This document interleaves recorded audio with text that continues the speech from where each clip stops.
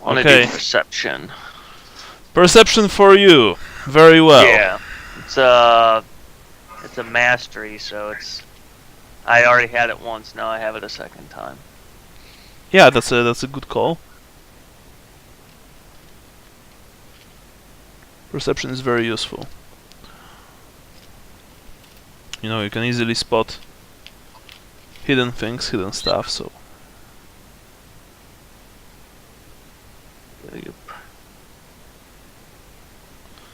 It's a skill that's worth having.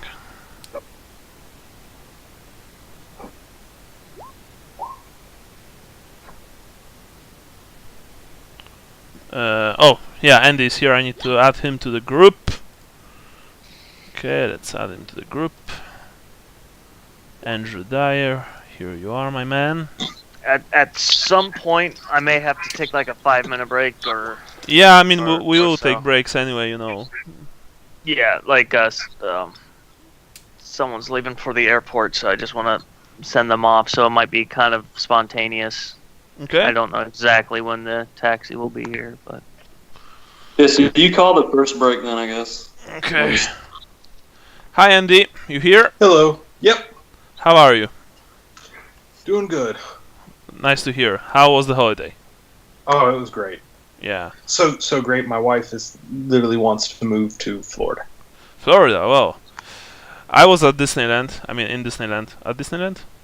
Disney World is Florida. Disneyland is California. So I was at Disney World. Yeah. Before 2000, I think. So a while ago. Yeah, it was great, you know. I had lots of fun. Yeah. My parents were both from Florida. Well, not originally, but they grew up in Florida, so there was a lot of family still there that we could go see, and so we went a bunch of times. But this was effectively my wife's first time because she'd been once as a little kid. Okay. But not since, and so she didn't really remember any of it. But yeah, it's a very nice place. I've enjoyed Miami a lot and Orlando. Yeah. I'm not big on the heat, but yeah, it is what it is. I mean, heck, I think where it's I like live now, it's. I think Miami is like culturally like one of the more interesting parts of the country. Yeah, it's like the capital of the Caribbean. Yeah, and also Miami has the advantage that it's actually far enough south that it's actually a little cooler than it is further north because it's got all the ocean breeze coming in on it at all the times, and that keeps it a little cooler and stuff. Whereas, you know, like Orlando's, in the middle of the state, so you lose a lot of that breeze. But you know, I mean, heck, where I am, it gets hot as all get out. Not as quite as hot or as long as Florida, but it's still pretty hot for 3.5 solid months, and it's for Michael's temperature scale. It's like 30 to 35 degrees almost every day, with 60 to 80% humidity. So yeah, I mean the humidity was killing me. Last year I was in my fiance's country, home country, Armenia, and it was like 40 degrees, even higher. But it wasn't humid, so it was actually, pretty okay with me. But as soon as there's like dampness in the air, I'm out. I've done that level of heat in like out in Vegas and stuff, and it's even with no humidity. I mean, it's like 0% humidity. I still was miserable, but like I said, I mean, I already live in a place that gets super hot. So if she really wants to move to Florida, it's not a big deal. Oh, cool. Well, I mean, I can work from home, so it's an option. Although I did tell her we have to wait until my youngest is fully in school, so because I'm not great at working from home. So the more distractions I have, the harder it is, and a 3 or 4 year old running around the house would be a big distraction. Yeah, but. You can get so much more house there than you can here for your money. So taxes too, I think, are pretty. You're in Alexandria, Florida. Yeah, I'm in Alexandria. The taxes, they have no state income tax, so and where I'm at now, it's like a 5 3/4%. income tax in Virginia, so that would be almost a little over a $7,000 a year raise just for the loss of taxes. So, yeah. And like, I mean, here, you know, for what we paid here, we are in a 3-bedroom townhouse essentially, and there, for what we paid here, would get you 3 to 4 bedroom real house with a screened in pool and, you know, all that nice stuff. And then plus I make more money now than when we bought this, so we could get a better house on top of it. So that actually sounds really, really, really nice. Yeah. Yeah, don't move to Northern Virginia though, it's too expensive. Well, yeah. I only plan to move to another district, so you know.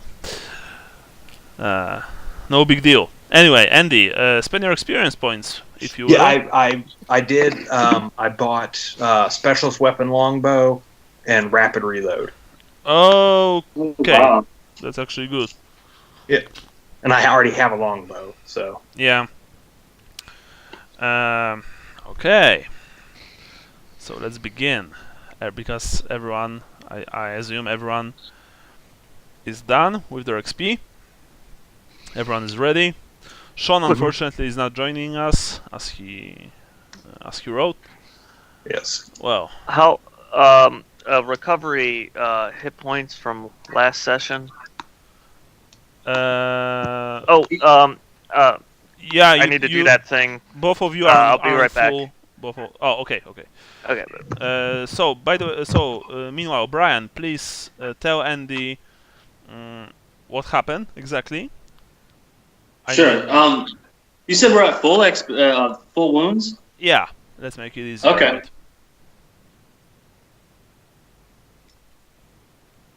Right? Yeah. So we're back at the inn. Okay. No, like I'm asking, like, did me and Vincent come back to the inn? Oh. Michael. Yes. He's asking you a question. Oh, sorry, I didn't got that. Yeah, you two are back. You two are back at the inn. Of course. Okay. I guess me and Vincent walk in, and yeah, my face is looking puffy, like I got hit pretty hard. I guess Vincent's looking kind of rough too. Because essentially what happened, Lucas and Leopold, you guys were fast asleep. You were really, really tired after all the trip, you know. Mm-hmm. And at one point, Vincent and Sally decided to do some business, you know, outside of the inn, to return to Cat's Piss and try to get Sally's sword back. So they've told Leopold, who was like half asleep, to just guard Gennaro and that they'll be back soon. And he was like, whatever, I'm going back to sleep. Yeah. So now, a few hours later, after you guys have woken up, well, you saw that they're still not here. So I assume that you're probably, you know, getting a bit worried. I don't know, maybe. Not sure. But anyway, oh, and by the way, remember that today was the day that you were supposed to meet the official from the Empire's embassy. I mean, speak with him. At noon, I think. Yeah, and it's like way past noon. So anyway, Sally and Vincent return, and they both look a little like worse to wear. But of course they're still breathing, so you know, that's not bad. And that's where Sally will go on from now. Sally, please. I kind of stumble in and I toss my sword on the table and slouch in a chair. Or I climb up into a chair and slouch. The sword you had given up? Yeah. So you did get the sword back? Yeah. And I start stuffing my pipe. I'm just looking really worn out. I guess I don't say anything right away. I'm just looking like I had a bad morning. Yeah, pretty bad. Well, at least he got it back.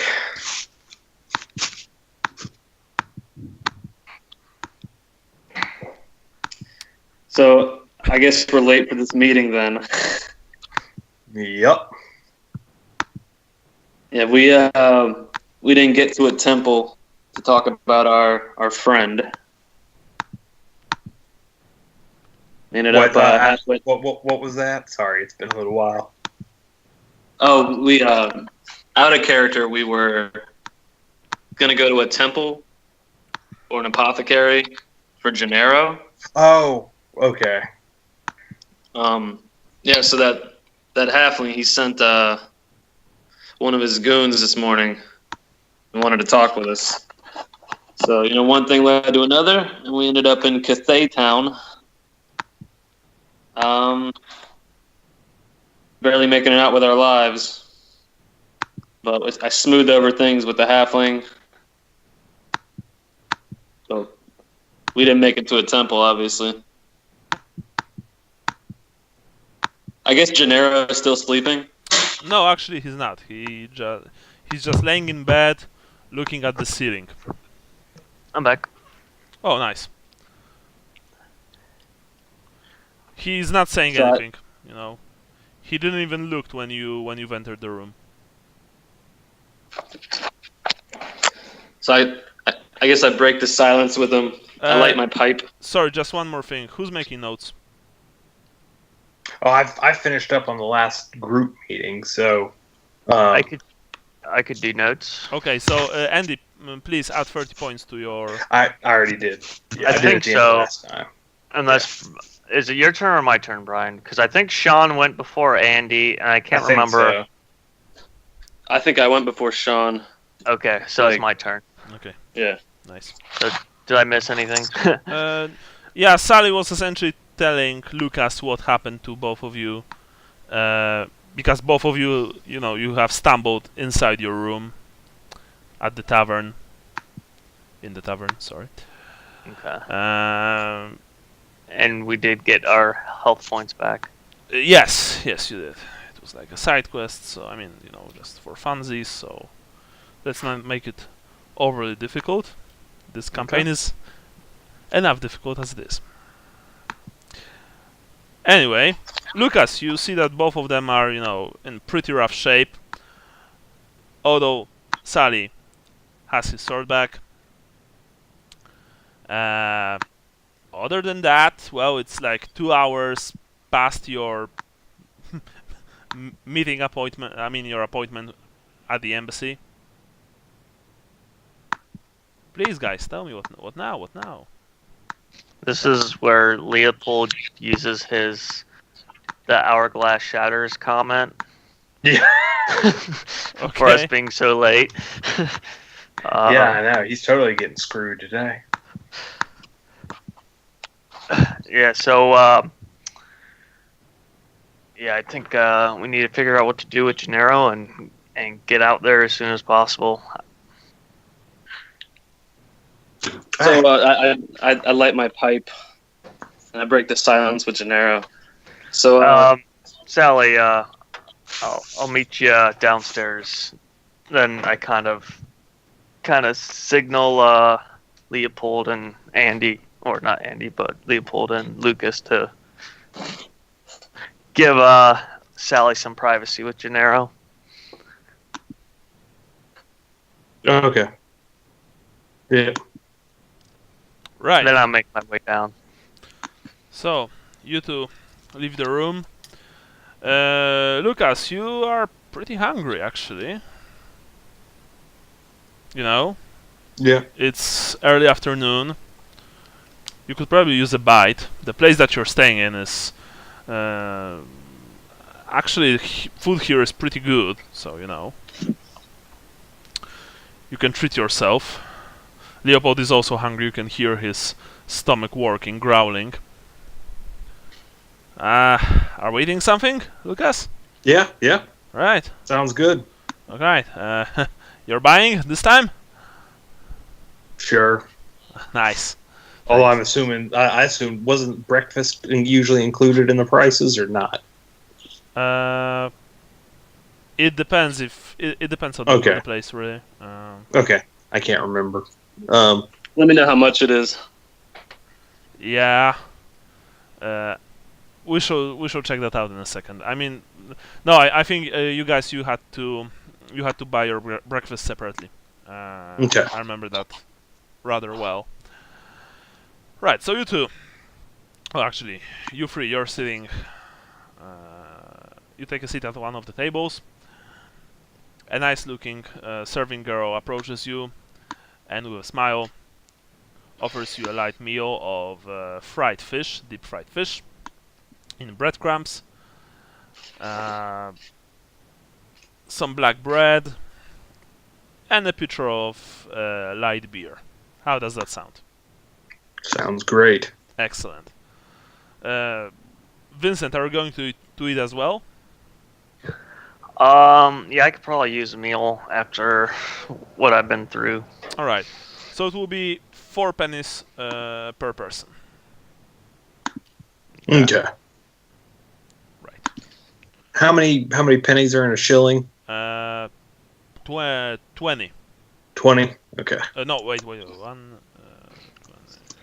I thought it was 20. I think, but It was 20. Yeah, it was 20. Isn't 112? Or I thought it was. I can't remember. yeah, I think it's 12. It's 12. Silver. 12 shillings You and guys a want to crown. take? Okay. Do you guys want to take a shilling out of the war chest then? Because that'll pay for everybody, and I'll just simplify it. Okay, Nice. we can do that. Yeah.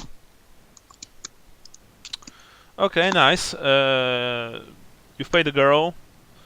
She smiled back at you, and went to fetch your food and drink. At this time, the tavern's pretty crowded, of course. Like the main people here right now are mostly sailors, dock workers, fishermen, the sorts. They are talking about various stuff, mainly taxes, food shortages in certain districts. But of course, there's also a lot of wild gossip, like this tale about a fishman who kidnaps people from different places in town. He's like evil. Yeah. You better watch out for the fishman. Anyway, Sally. Mano a mano with Gennaro. You're up. Say your piece. So what's it gonna be, kid? I understand you want to drag me through the mud, but now you're risking the lives of Vincent, Leopold, Lucas. It's not fair to them. Not fair. Was Talaheim fair? No, it wasn't. Was leaving me in that dump with those monsters fair? Uncle. He said that with a rather, audible sneer. I know what I owe Lucina for what one of her sons is lost when I die. Oh, cut the crap. Honestly, who cares about Lucina? I don't care about Lucina. I don't care about Lucina. I don't care about all this stupid shit. You've noticed that he actually began to speak more normally, without the slurring. Apparently, when he gets really agitated, really pissed off, some of his normal speech returns. You don't know what I saw there, so don't use that sanctimonious tone on me. Not being sanctimonious, I couldn't sleep. I knew I couldn't kick open the door of the Grand Manor myself and cut them all down. I've never been that type of guy. You know that. So I used what I could. I got you out. I wasn't. Because a gnome. Sorry, go ahead. I wasn't at the Grand Manor, Uncle. I was locked. Sorry, just out of character. I meant like that. I thought that's where No, they had him working. Yeah. I was in one of the slave pens with the rest of the people that the Sphinx treated as meat. Okay, just out of character. I meant like wherever they had him. I thought he was at the Grand Manor. Alright. Oh really? You see, you couldn't. You've organized all those actions over the city, and you couldn't come and rescue me. Really? me personally, How many men did you by have myself, under your command, Uncle? under my command, Yes. we had there was a dozen people. It wasn't my command though. Yes, and instead of trying to rescue your, I mean, you're calling me that, but I'm not sure if you really mean it, nephew, you've decided to do what? Sit on your ass and wait for the Empire army to arrive? No, Lucas went and presented the information to the general. Oh, That was to get you out. He exaggerated the whole situation so that some of their forces would come into the forest where you were. well, Did I go there personally and kick in the door? No. And do you want to know why? You see, in Nuln, in that house, when you lost your leg, I dropped my weapons and jumped on top of you. And in that moment, we both could have been skewered. And that's when I failed you. In Talabheim, I thought I was doing right by you. I'm sorry for everything that happened. And maybe I deserve anything that comes to me for it. But we're here now. You made it through. We all made it through. And we need to finish what we started.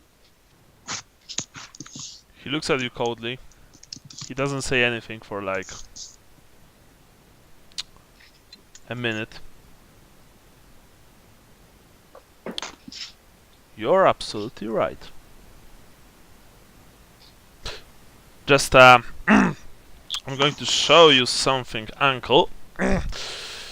He rips open his shirt and you can see those grey patches on his body. See this? You don't have this. Neither does Lucas or Vincent or Leopold. See this? He presents you with his prosthetic leg. Same. I don't count. I've stopped counting how many times I've pulled your ass out of the fire. But very well. You've presented your point. I will live with that. I can live with that. I'm not going to drink anymore. Well, not as much as I used to.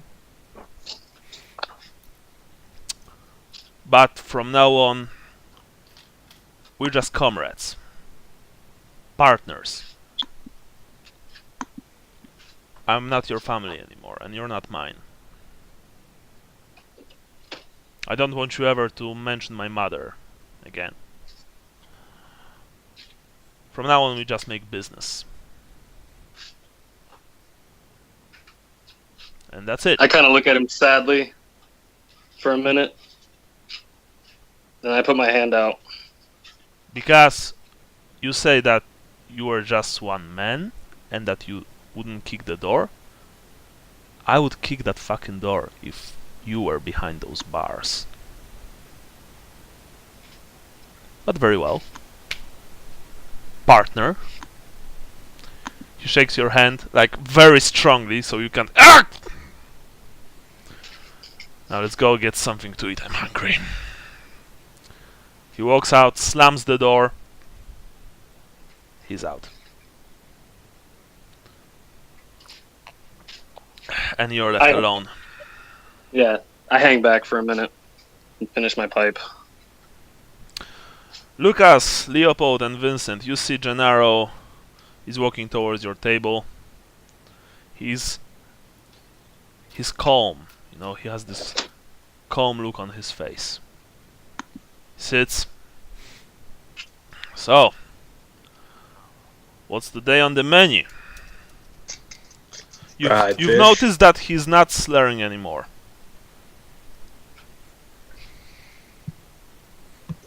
I just respond with fried fish. Fried fish sounds good. Sounds good.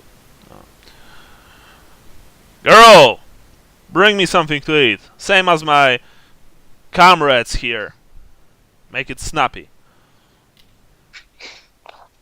We got a plate coming for you, Gennaro. Nice. I look at Vincent with kind of a cocked eyebrow. Just kind of to be like, that's a little bit rude, isn't it? But I make sure Gennaro doesn't see it. All right. The girl returns after a few minutes with a few strips of deep fried fish in breadcrumbs with a side of onion. You've noticed that Gennaro also asks her for a cup of coffee with for a cup of water with honey. You know, not beer.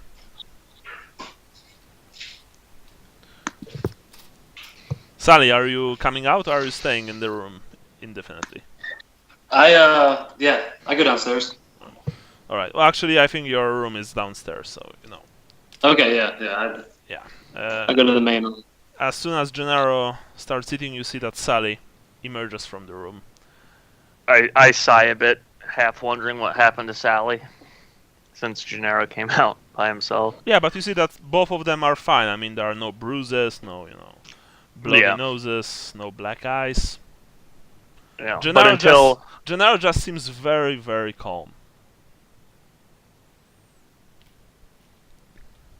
I look around to see what's on everybody's plates to see what we're eating. Well, it's mostly fish. Like I said, Marienburg is a place where fish and generally seafood is much cheaper than meat. And, for example, eggs. So if you'd like to, order a nice piece of roasted beef, you'll probably have to pay much more than for your usual meal. Well, I'm not sick of the local fare yet, so yeah. Excellent. What about it? So the girl walks to your table for the third time. She still has a patient look on her face. What would it be for you, Mr. Halfling? She says. What do you suggest? This is my first morning here. Well, your friends here seem to enjoy the our early catch of the day. It's very good actually. It's all in the marinade, and the breadcrumbs. They're really fresh. What is it? What kind of fish? It's a sea fish actually. First, it's marinated in vinegar, and then it's covered in breadcrumbs. We also serve it with few slices of onion and some bread. Yeah, give me a plate of that and some scrambled eggs, but don't let them touch.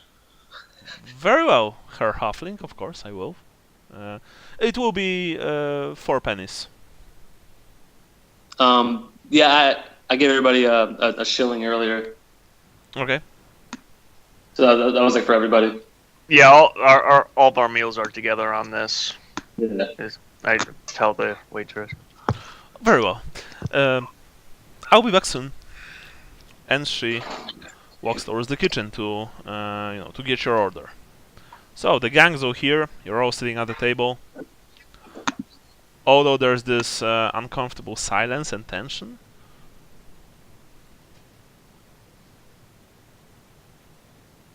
Well, we're certainly taking our time showing up to this meeting, aren't we? Yeah, let's wrap this up as quickly as possible and head on out. Now, I haven't been there before, so I guess I have the least amount of impression on whether it being late is a big deal or not. Since I stood watch with Gennaro, I don't really have any sense of urgency because I have no idea who we're meeting. Yeah, it's a diplomat down at the Imperial Quarter. Does he mind that we're going to be late? Probably.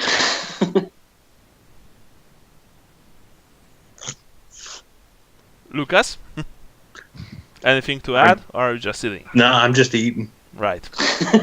Yeah, I look at Leopold and I look at Lucas and I see that, you know, they're not very urgent, and so I'm like, well, kind of shrug and continue eating. You guys mind to tell us what happened to you? Asks Leopold. Like, I mean, I look at Vincent. you're both alive. You're both alive, and that's good. But I think you've been in some serious scrap, right? It was down at the Cathayan Quarter. Something about a. I kind of lean across the table and whisper, "A demon." Showed up and we had to deal with it. Leopold makes the sign of the hammer across his chest. Ah! Not when we are eating, please. You see, we fought it for a while. I don't know what happened, but I got knocked out cold. And when I came to, it was just Vincent there. So I look at Vincent like I guess you have to fill in the gaps there. Yeah, well, to start from the beginning, it all began when That's usually when we start, says Gennaro, looking at his plate. Yes, and I kind of look at Gennaro. We were trying to make things right with the halfling crime lord. I'm still staring at Gennaro. Yeah. And he led us on some scavenger hunt that led us into Cathay to help this. I kind of lean over, wizard or. Oh, come on, guys, says Leopold. Bottom line, we got into a fight with another foul beast from the other world, and you know, needless to say, we ended up coming out on top. Nice, and, says Leopold.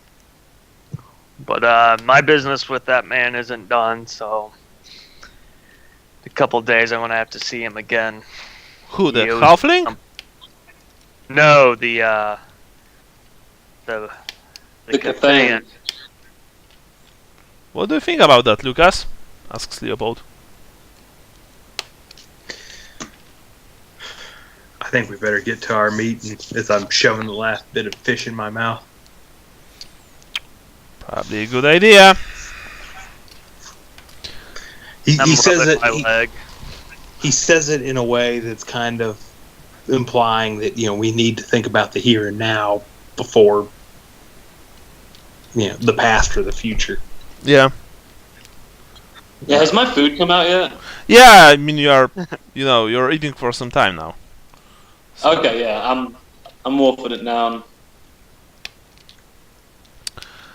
So I wanna take some of the breadcrumbs from the rye bread and stuff it in my pocket. Oh, okay, no problem. You did just that. You've all drunk the beer. Gennaro is, like I said, only drinking water. The beer could be better, honestly. It was a bit watered down, but at least it's cold, refreshing. Still, it's cold outside. You know, it's winter, so well. Anyway, after finishing your meal, you get up and you emerge onto the streets of Marienburg, the impressive port city, one of the actually the biggest port city in the whole of the old world. it's immense. It's huge. It's very impressive, but there's also a lot of poverty here. And it's not like, I mean, there are of course poorer districts, but generally in whole of the city you can just, you know, turn the street and suddenly walk onto a street that's full of ramshackle buildings and, you know, poor people begging in the alleys. And then you turn another street and it's like normal city. With merchants and guards, which are called black hats here, because of their titular black hats that they are wearing. Very stylish. Marienburg is also very, very cramped in that there are not only a lot of people here. The streets are rather narrow, even the bigger ones. So at any given time, as you are making your way towards the Imperial Embassy, you are forced to, you know, essentially just walk very slowly because there are so many people, carts, wagons, animals, and so on, barring your path. But it happens. After asking for directions, I mean, you were once at the embassy, but you were only once, so you kind of have to ask, you know, for directions from time to time. You eventually make your way in less than an hour to the place in question. There are guards outside, dressed in the imperial style.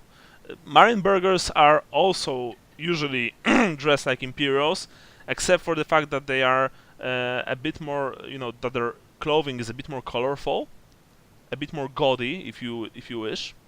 But they also enjoy, you know, puffy sleeves, hats with feathers, with ostrich feathers, or, you know, like general feathers, often dyed in various colors. But other than that, yeah, they are usually dressed as imperials. Nonetheless, there's no mistaking the imperial soldiers guarding the entrance to the imperial embassy, and one of them recognizes you from yesterday. He approaches you.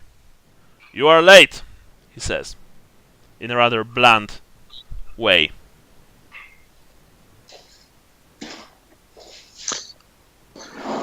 We apologize, Mein Herren. We had some troubles late last night, early this morning, and, well, quite frankly, late this morning. And then I kind of point. Didn't you say that Vincent and Sally were kind of puffy looking and like they'd been beaten up? Yeah. I kind of point to their faces and stuff. My half new limping. purple and yellow striped outfit is torn up a little bit. Yeah, and that's and then I. So again, my apologies, Mein Herr. It won't happen again. Very well. Herr Schmidt is waiting for you. Just don't waste any more of his time. Now follow me.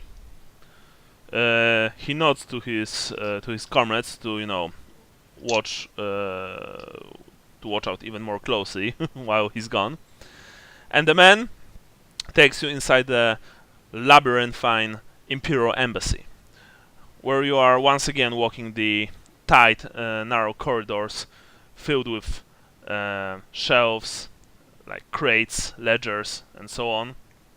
You are passing by various clerks and embassy workers. This place is very big, first of all. Second of all, it's like I said, it's like a maze. You've lost count of just how many similar looking rooms you've passed so far on your way to Herr Schmidt's office. Eventually, you reach your destination.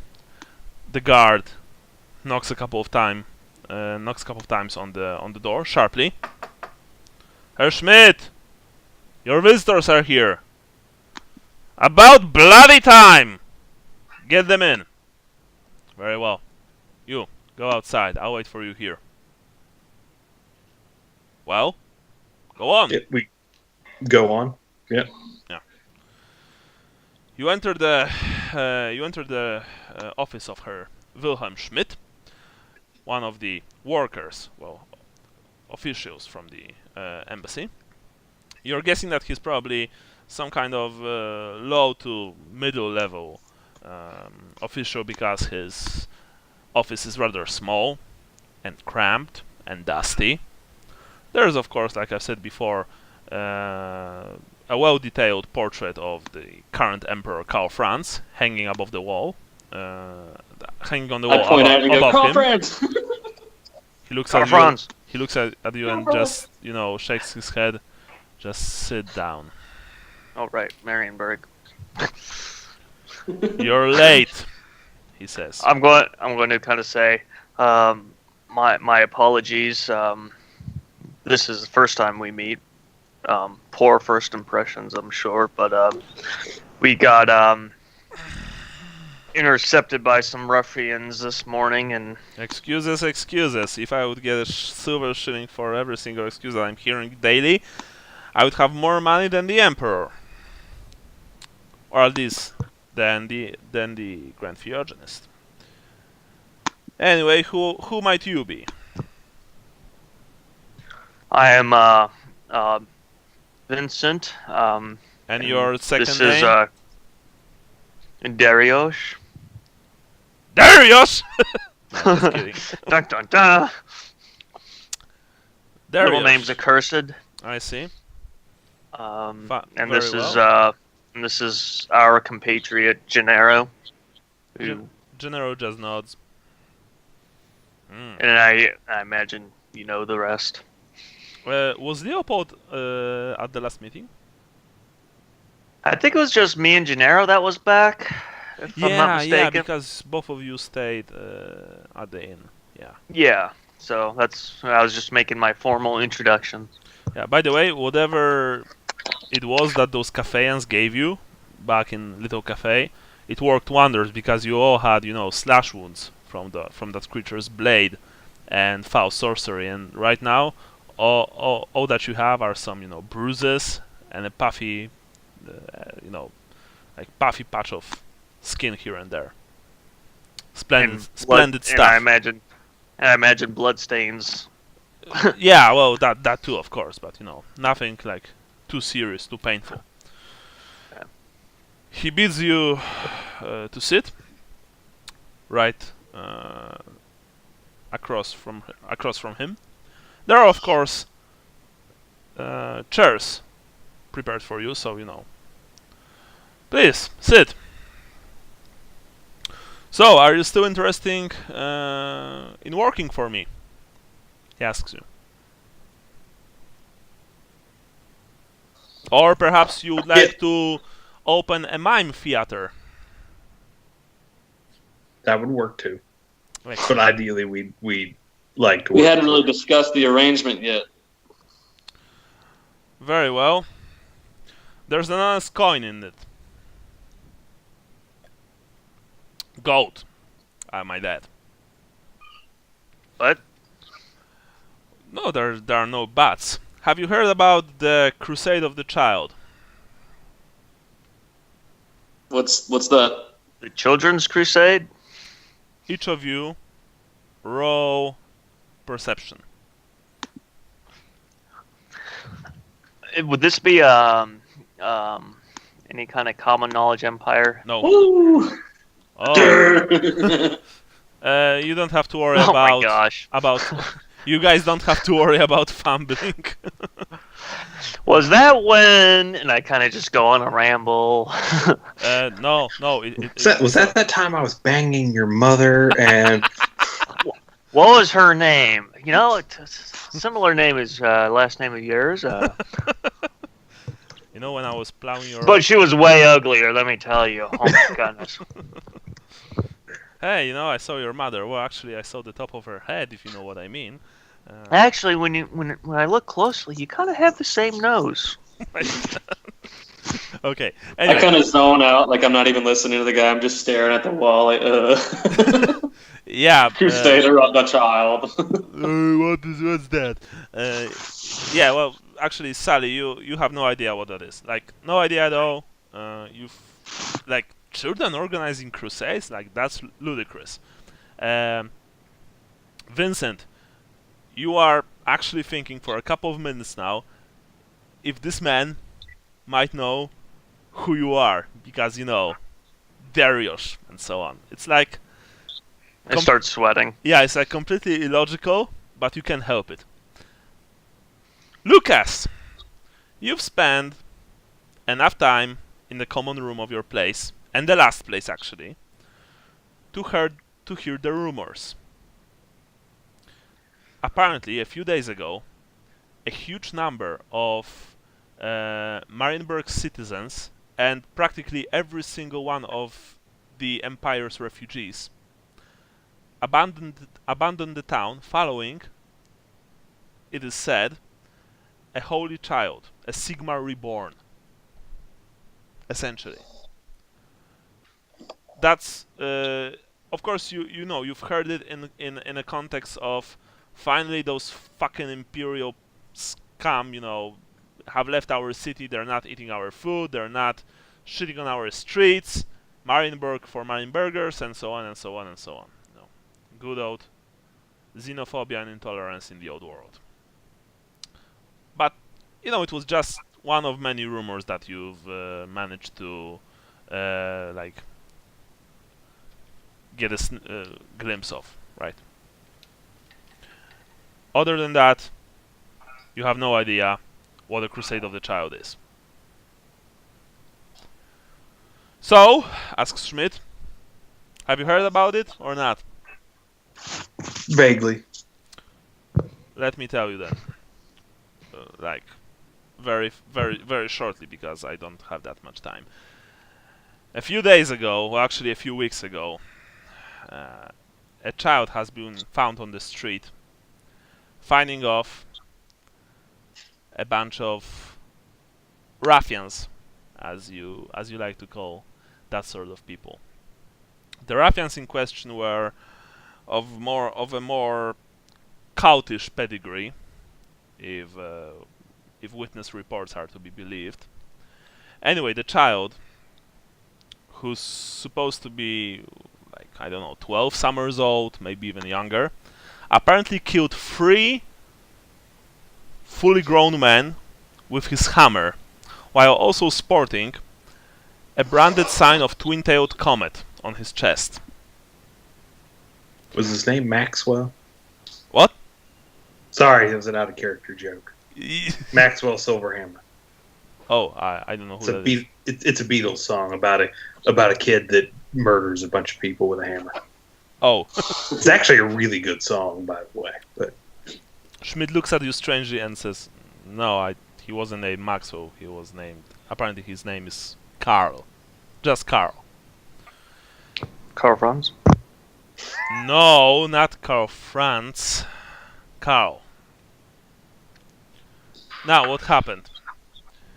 A few days later, and every single one of Empire's refugees and a huge portion of Marienburgers, especially those from the Winkelmark district where the lad was first seen, along with Marienburg's only priest of Sigmar, Helmut, and a couple of other people, decided to leave the place. Well, leave the city. And, just leave. To which destination? My guess is outdoors, but I'm not sure. Anyway, the thing is that this child is supposedly Sigmar reborn. Practically over a single day, a few thousand people decided to follow this lad out of the city. I mean, first follow this lad, just like that, and then follow him out of the city. Right?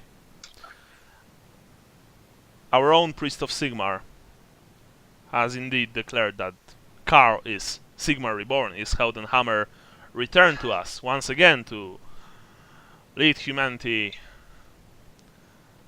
in a, like, I don't know, towards his destiny or something like that. I'm not sure. I want you to check out if this claim is true. If this child is indeed Sigmar Reborn. I don't have that much sway in Marienburg. I have no authority over the local constabulary, the Black Hats. And so I need discreet, and he emphasizes this word, assistance. I want you to look into the origins of the boy, the crusade, and uncover anything unusual, and report to me in 1 week's time.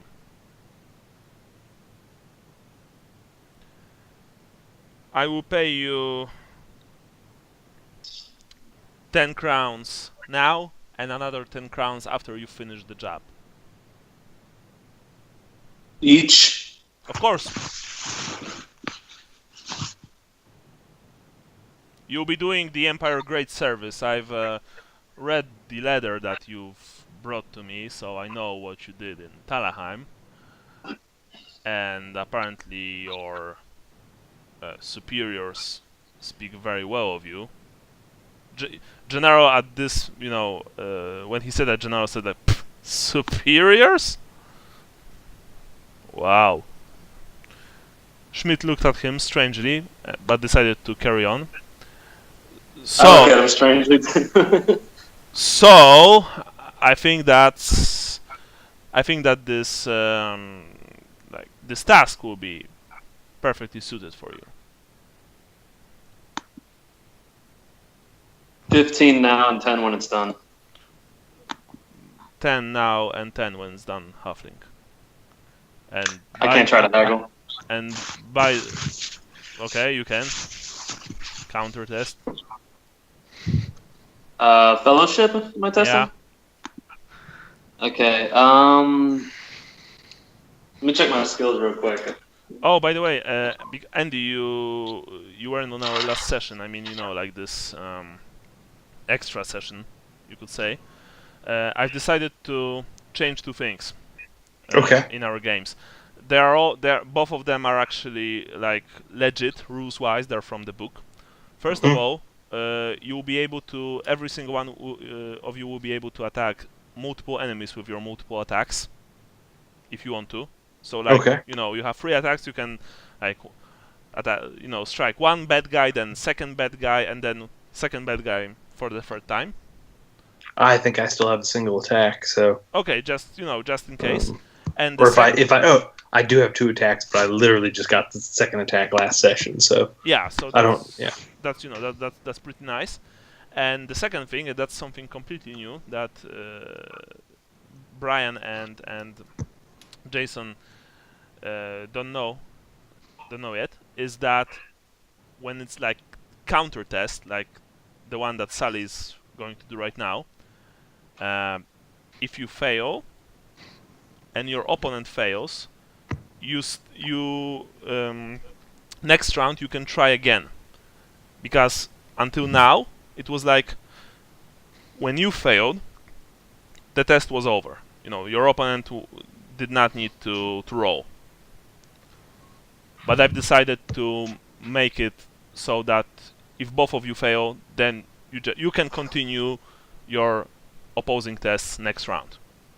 Yeah, that makes sense. I think it's like you're still in discussion about it. Yeah, I mean, of course you can change your declaration next round. But, it might change the way that you're going to be treated. Same, for example, with tests like concealment and shadowing.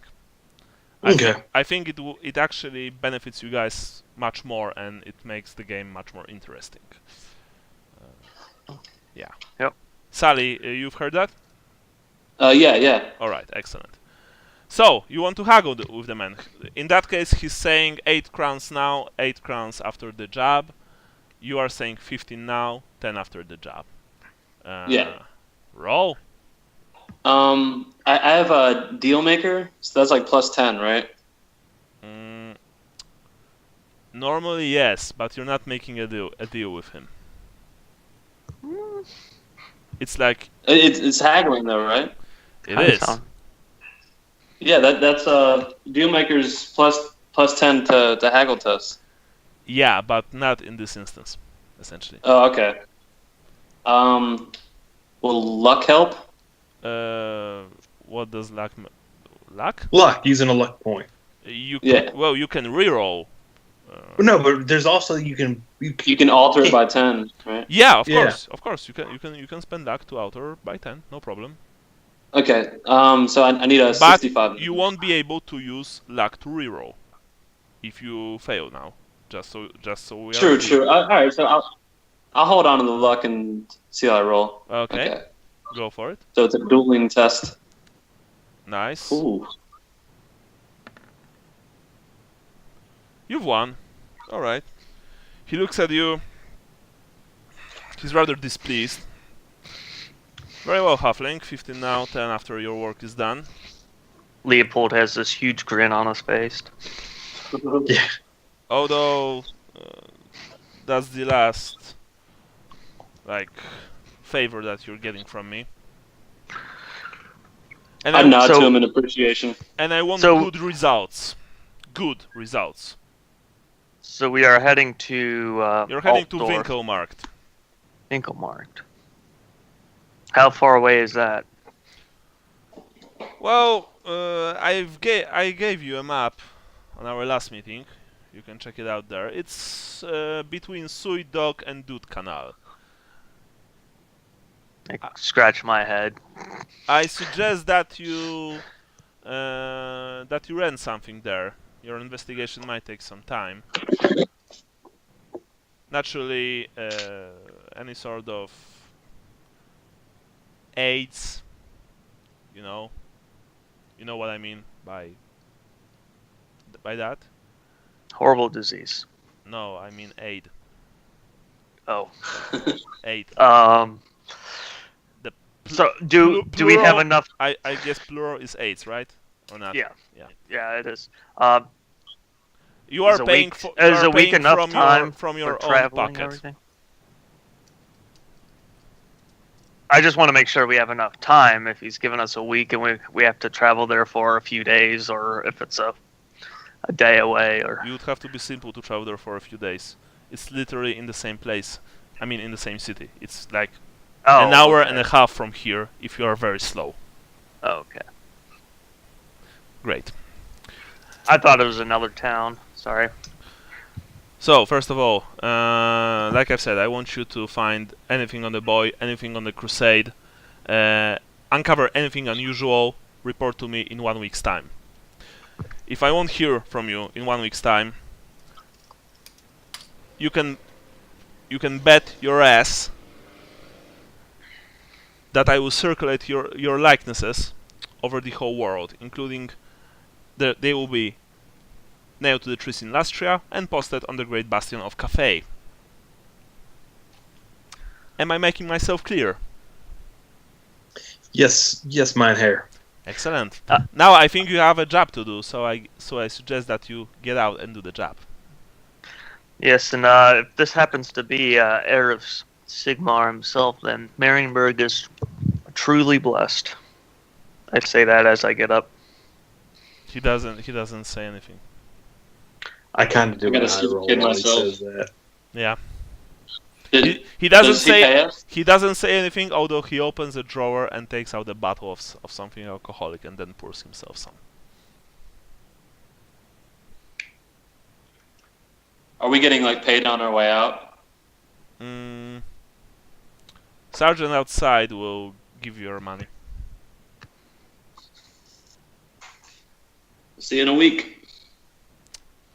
I'm sure we will. For your Or sooner. for your sake.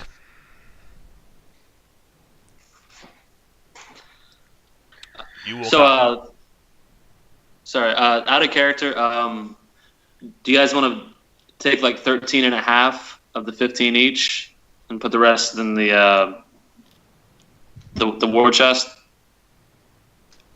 It'd be like That's- 7.5 gold in the war chest total. Sounds fine by me. All right. I'll take 13.5 gold, I guess. Very well. Okay. Or yeah, assuming the guy pays us, he hasn't done. Very well. As you are leaving, the sergeant walks inside for a few seconds, then walks out. Just says, "Follow me." He leads you on a different way, outside. At some point, he stopped by a set of heavily reinforced doors guarded by 2 other guards. He just nodded at them, they've let him in. He walked out, carrying a couple of bags, which have, which are sounding like there's money in them.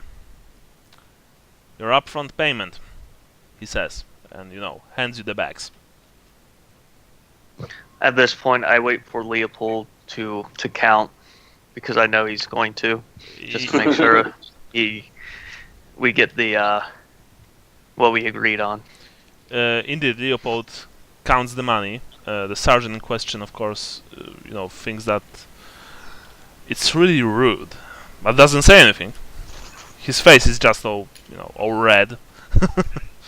After Leopold nods and says, "There's the whole sum." He checks out. Thank you, sir. You follow the guard outside. Oh, by the way, I didn't told you that before, but of course you once again had to relinquish your weapons at the entrance. But you were given they were given back to you. The guard says something like, "Good luck on your quest," and then resumes his watch. Right. What now? So it is prophesized that Sigmar is supposed to come back, but I feel like it's kind of heresy just to consider it. Yeah, I think so, and I think unless it really is Sigmar, not unless, even if it's really Sigmar reborn, I think the answer is supposed to be no, it's not Sigmar reborn.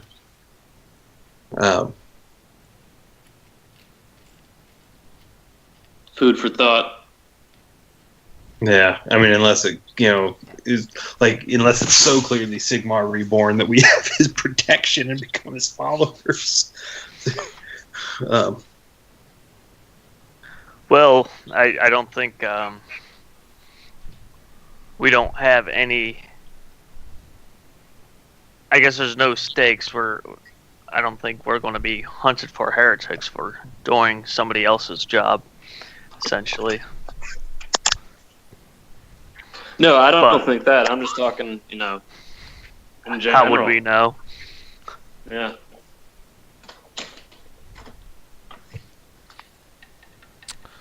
You are right now, I would just like to remind you, in Palaisburt. It's a nice place. You can see on the map where Winkelmarkt is.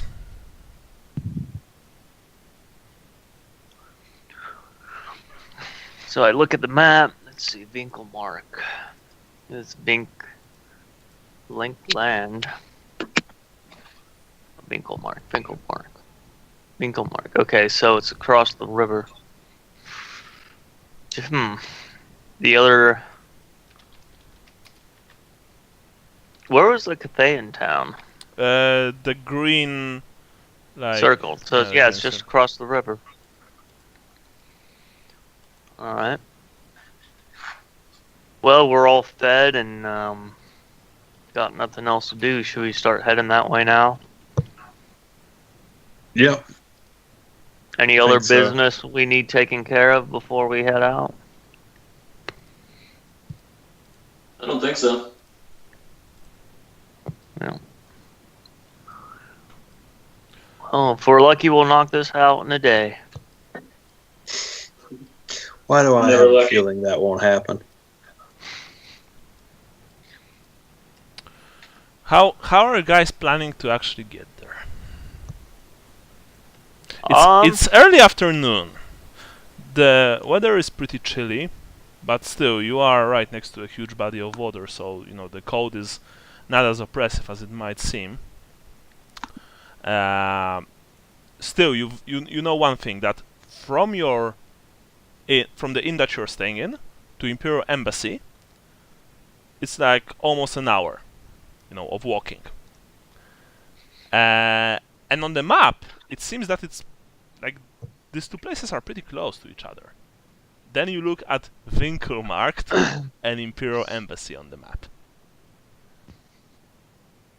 Just let that sink for a while. Can we take a boat straight there? Like, is there like a water taxi kind of thing? Well, you saw those. I'd prefer dry land or bridges myself. I don't want to catch the cold. That's the last thing I want to do in this weather. Yeah, then we're not getting there until tonight if we do that. I'm kind of looking at the bridges. That's a lot of taxes. From where you're standing, of course, you don't see any bridge. From where you are standing, you see endless, endless lines of Marienburg's buildings, which are built so closely together, and like that there's like not even a hint of space between them. Usually, I was of looking course, there on are the map. Yeah, there are side alleys, of course, here and there. But really, Marienburg is just, the land is at premium here, and that's no exaggeration. So you don't really see any bridge leading to your destination. You don't even see any canals nearby. What about are bridges not on the map? No, they are, of course. Okay. That said, Well, I don't think that any of you has navigation or cartography, so you have slight problems reading the map. You know how to generally go where you want to go. Doesn't Lucas have navigation? I don't know. Does Lucas have navigation? I don't remember. It's been a while. Hold on. Well, I remember you taking Yes, point. I do. so Lucas is like the only one who probably seems to know how to get there. Okay, I hand Lucas the upside down map. Yeah, it'd take us all day to get there. I'd say after looking at it. Roll for your navigation test. Well, we're only this far away, and I hold up my two spaced fingers. Well, I mean, I kind of assumed I wouldn't need to roll for that. Two reasons. One, I mean, based on the exact logic you just pointed, we're pretty close on the map, and it took us an hour to get there. Mm-hmm. But also the fact that I just generally think it would be better to take a water taxi. Yeah, no, Andy. I just, Okay. I just want for you to roll to, for you to know how many hours it would take to get there. Okay. Just, Okay. not that you don't know how to get there. You do. It's like you are capable of reading the map. You think that it would take about 2 hours, maybe 3, if you would walk. But as for the water taxi, you don't really know because you're no sailor. Right. We can hire another guide. Whatever happened to our kid? Yeah, well, the kid wasn't there, actually, because... Yeah, because we showed up late. Yeah, you showed up late, so, But he got paid just to show up again, so, I mean, it's not like it was a bad deal for him or anything. Well, true. I presume that you're making your way towards the shore of Paleisburg. Or maybe not, I don't know. It's up to you. Well, do you think we can make it before it gets dark? Make it there and back? Or do you think we ought to just get a room there? So my estimate was 2 to 3 hours, which would mean it would be 4 to 6 hours round trip, plus the time we spent there. and it's already early afternoon, he said. So there's no way we could make it back by night. So, yeah. We have all our stuff with us, though. We could just get an inn down there for the night. Yeah, and unless we prepaid, either way, if we prepaid or not, whatever transportation we're going to get to do back and forth trips might be the price of a room anyway. So I could go either way. We can either go tomorrow morning or we can go there today with the intention to stay the night in Winklemark. Up to you guys. I have a feeling we're going to need to be there more than just tonight. So we might as well just go down there and find a room. Set up for as shop. long as we need.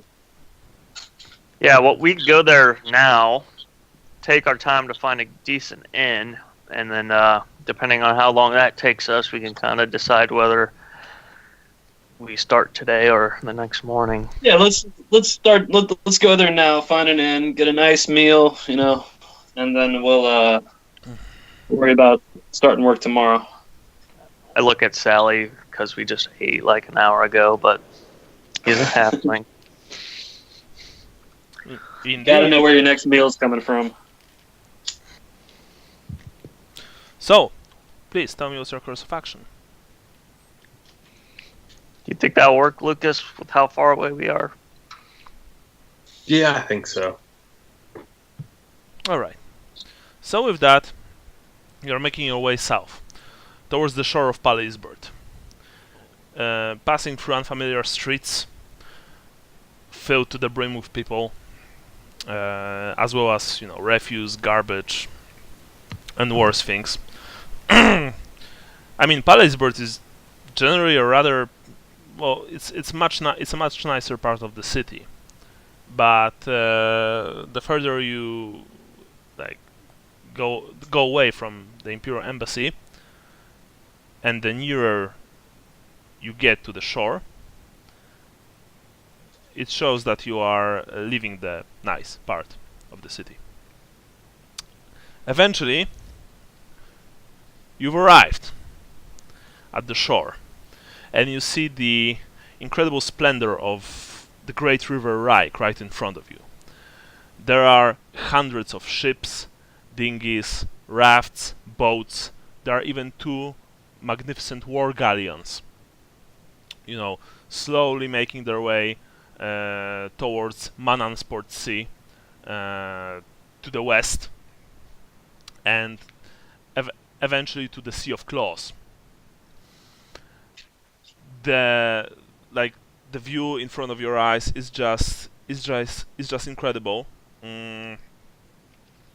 But the site of the Marienburg swing bridge, which you can see on the map, it's like the long bridge that connects Palaisburg to the island to the south.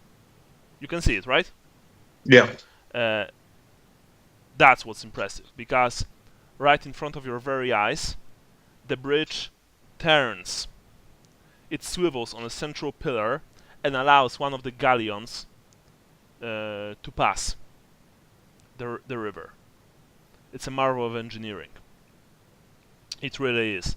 It reminds you of the Great Bridge in Naun, but that was that bridge could go up, and this can turn on its axis. Magnificent stuff. But anyway, there are of course docks. There are lots of docks. And there are lots of boats, fishermen, dock workers, stevedores, you name it, Marienburg has it.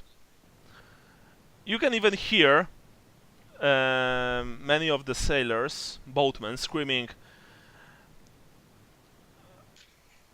"Here, come here, come here! If you want to go to the other side, you won't find a cheaper fare than mine. Come here, come here! Rent a boat! Only a silver per day, rent a boat!" Stuff like that. Are they kind of clustered together? Yeah, they are. They are trying to, outshout each other. You can also... Can I shout to them like how much, just so they start fighting over each other? They are fighting over each other anyway. They still have a lot of clients. A lot of people are, walking here and there and just jumping into a boat and and telling the owner to just row away from the shore. Of course, when that happens, the other boat owners are like boo, booing their lungs out in frustration that it is not them who earn a shiny piece of silver. Right. There are, like I said, there are lots of opportunities here to get on the other side. Some of the boats are impressive looking and sturdy. Others are little more than just simple rafts. Some of them are even big enough to transport not only people but animals as well. Horses, mules, donkeys.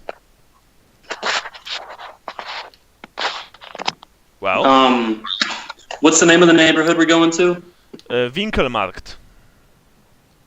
What's a good price to Winklermarkt? Winkelmarkt, only 2 silver, only 2 silvers, cries one of them. I will get you there for 1.5 silver, says the other. You want to get there safely? You will pay me free, cries another one. I elbow Sally and tell him to pick the one with the safest looking boat. Yeah, the guy that just shouted 3. What does his boat look like? His boat is looking rather sturdy. Actually, it's one of the few boats that not only relies on rowing, it also has a sail. Albeit the sail is furled up right now. Are you guys sure we don't want to do the bridge? I kind of shrug my cloak around me to stay warm, kind of hesitant on getting on a boat. Oh, I thought you were shrugging it like a woman holding up her skirt. No. I walk up to the guy that said 3 and offer 2 shillings, 10 pennies. The man is a seasoned sailor. You can see that. He looks at you with a single eye because he also has an eye patch. He looks at 2 silver and those pennies and just shakes his head. No can do, little fella. 3 silver or nothing.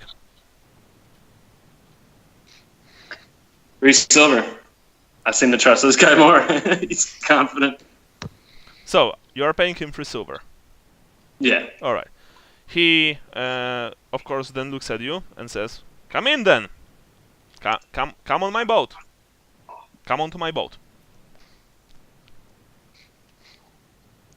Okay. I step on the boat. Sally, you jump onto the boat. When the rest of you guys want to jump on the boat, he says, whoa, whoa, whoa. 3 silver per person. Okay. I hand him my 3 silver. I would also like to remind you that Gennaro does not have any money. Yeah, I'm paying for everybody. I got it. But can we haggle? I mean, well, it just sounds like the other character. Does that sound reasonable, or is he milking it now? Well, first of all, that sounds reasonable. Second of all, you're not sure if haggling will do anything, because this man is rather stoic when it comes to his prices. Okay, so 3 silver per person. That's 15 silver. Yep, it's like a gold crown and 3 silver. Yeah. Surely the halfling is only worth 2 silver. No, actually, sir, he's not. So, are you coming onto my boat, or are you just staying here? Yeah, I'll pay it. Well, I start counting and climb on the boat. All right. I want to scythe and be extra cautious getting on the boat. So that's one gold, 6 silver. I think if it's 15 silver, it's like 1 gold and 3 silver. Okay. All right. You've paid the man the required amount of money. Of course, he told you that it's upfront or not at all. Then you jump onto his boat, and he begins to row. Well, actually, he's not. He tells you to roll, and he's going to steer. He points at Gennaro, and he points at you, Vincent. No, he points at Leopold. And, he indicates the... what's the word for the rowy thingy? Planks? Oar, yeah. He points to the oar. Well, I'm going to make sure that we will not crash. But I will need your fella's help.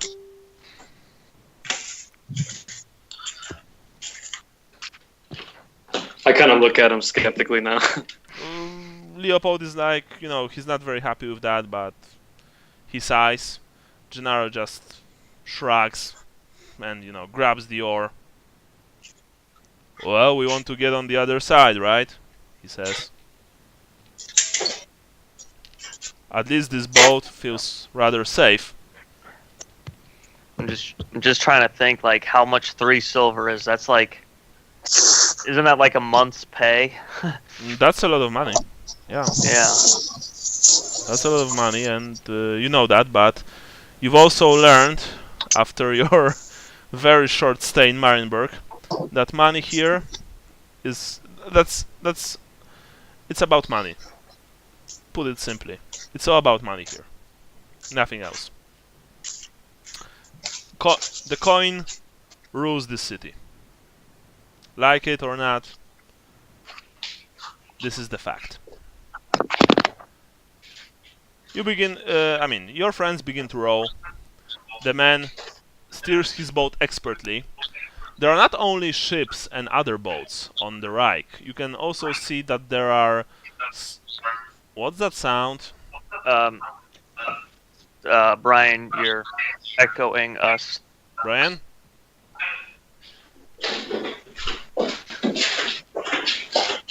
Holy cow, I was down the hall. I had it on speaker, and I took a piss, and you heard me pissing from down the hall. No, we heard we the didn't hear echo you. of us talking. Yeah. Oh, no, you said, what's that sound? Yeah, Yeah, that was was us. the echo. It was the echo of your speakerphone. We could hear your speakerphone playing back into your mic, so we were hearing us talking. But thanks for That's the funny. visual. Yeah. It's always good to know. Yep. Yeah. I'm an open book. Anyway, as I've said before, there are not only ships and boats on the River Reich here. There are also small islands. Some of them are even inhabited, actually. On some of them there are fishermen trying to catch a fish or two. There are ruins of, you guess, perhaps ancient lighthouses or other sea thingy buildings, jutting out from under the waves. Marienburg is really a city built on the river. It's like no exaggeration, no joke. That's just how it is. It takes you almost an hour to get to the other side. You've passed the Wasteland Import-Export Exchange, which you can see on the map. Then you've swum under the bridge, which you can also see. It's right next to the watch post and jail, which, by the way, in Marienburg, like watch stations, black hat watch stations are almost on every corner in the city, except apparently except for the very, very, very poor districts.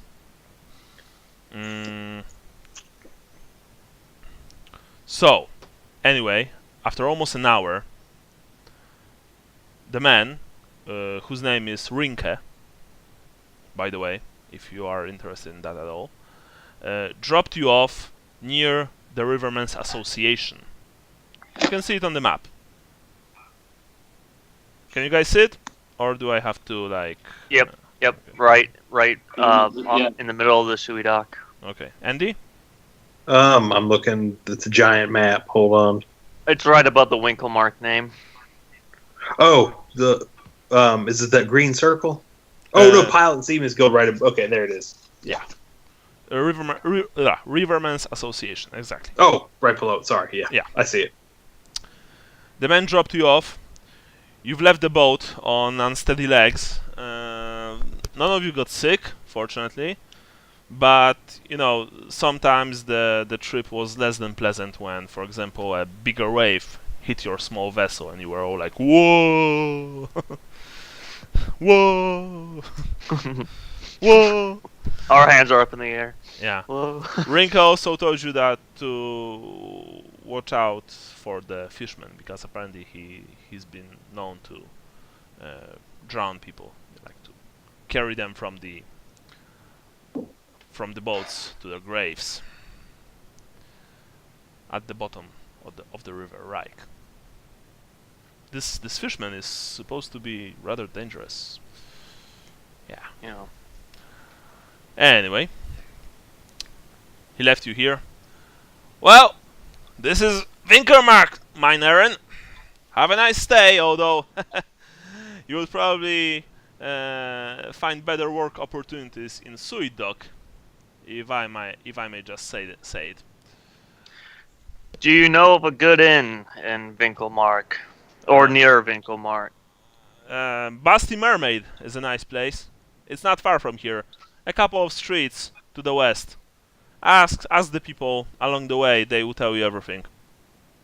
I do a little salute.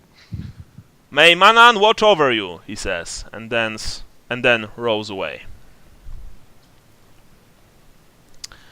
And I propose a 5-minute break. Alright. Sounds good. Alright, cool. I'm gonna go get some coffee. What was the name of that inn? The what mermaid? Busty.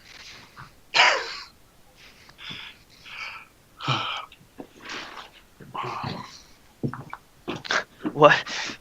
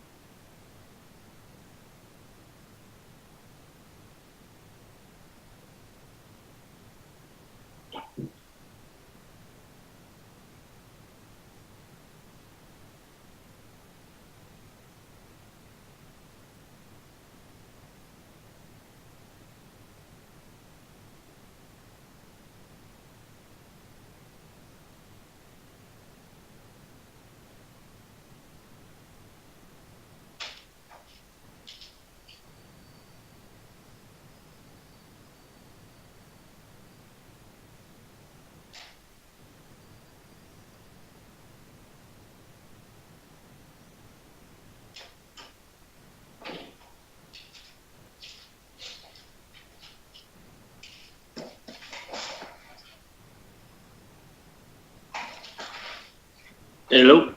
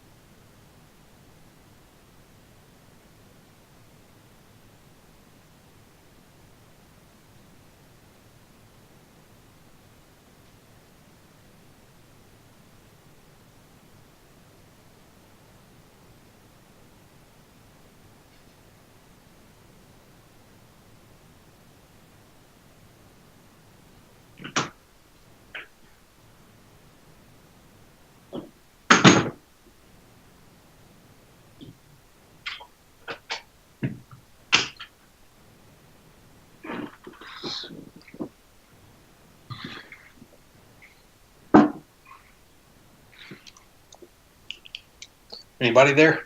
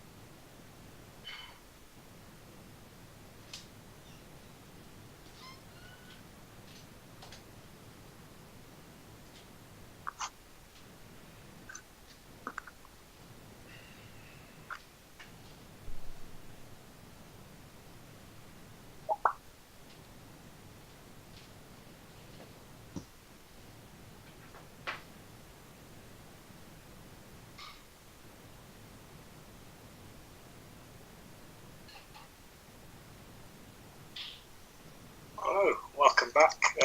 This episode is going to be focusing on ginger beards. I have to confess that this is one of my favourite beard recipes ever. I tend to do it as often as I can, so yeah, let's crack on. Okay, so the first stage is a couple of layers of scrub brown I've already done. Hello? The next stage Yes. is use a wash. Okay. Use ochre I just hear some British guy talking on the background. I was like, He's actually Welsh. Okay. So a friend of mine does. He's a pretty good painter, and he does these tutorials. He's not like Golden Demon level. Well, I mean, he'd probably be American Golden Demon level, but you know, I mean, he's not like that level. But he's retired, and he's a pretty good painter. So he does these tutorials and stuff. I think for something to do. But he paints a lot of Marauder dwarves. So. Is that Chaos Dwarves? Another name for Chaos Dwarves? Or Well, they did a small range of Chaos Dwarves, but they were the ones that did the dwarves that were very Renaissance, puff and slash kind of dwarves. Mm-hmm. They're the ones that most people consider like the classic Warhammer dwarves. Most people, some people like it. There's a different range of them that some other people like better, but the bulk of the people that think of when they think of classic Warhammer dwarves, think of the Marauder range. But you know, they're all the ones wearing like the like the Lanch Connect clothes and stuff like that. Yeah. And Kind they're of like also, the dwarves you would see in the towns of the Empire. Yeah. Like steampunk dwarves. Yeah, and they were in production for so long too. I mean, they started being produced in, I want to say like '89, and they were in production until the plastic set that came, the edition of Warhammer that came with the plastic dwarves in it, which was like 2008ish maybe. So I mean that's 20 some odd years, 30 years almost. Was 89, 99, 20, sorry, 20 years. So Yeah.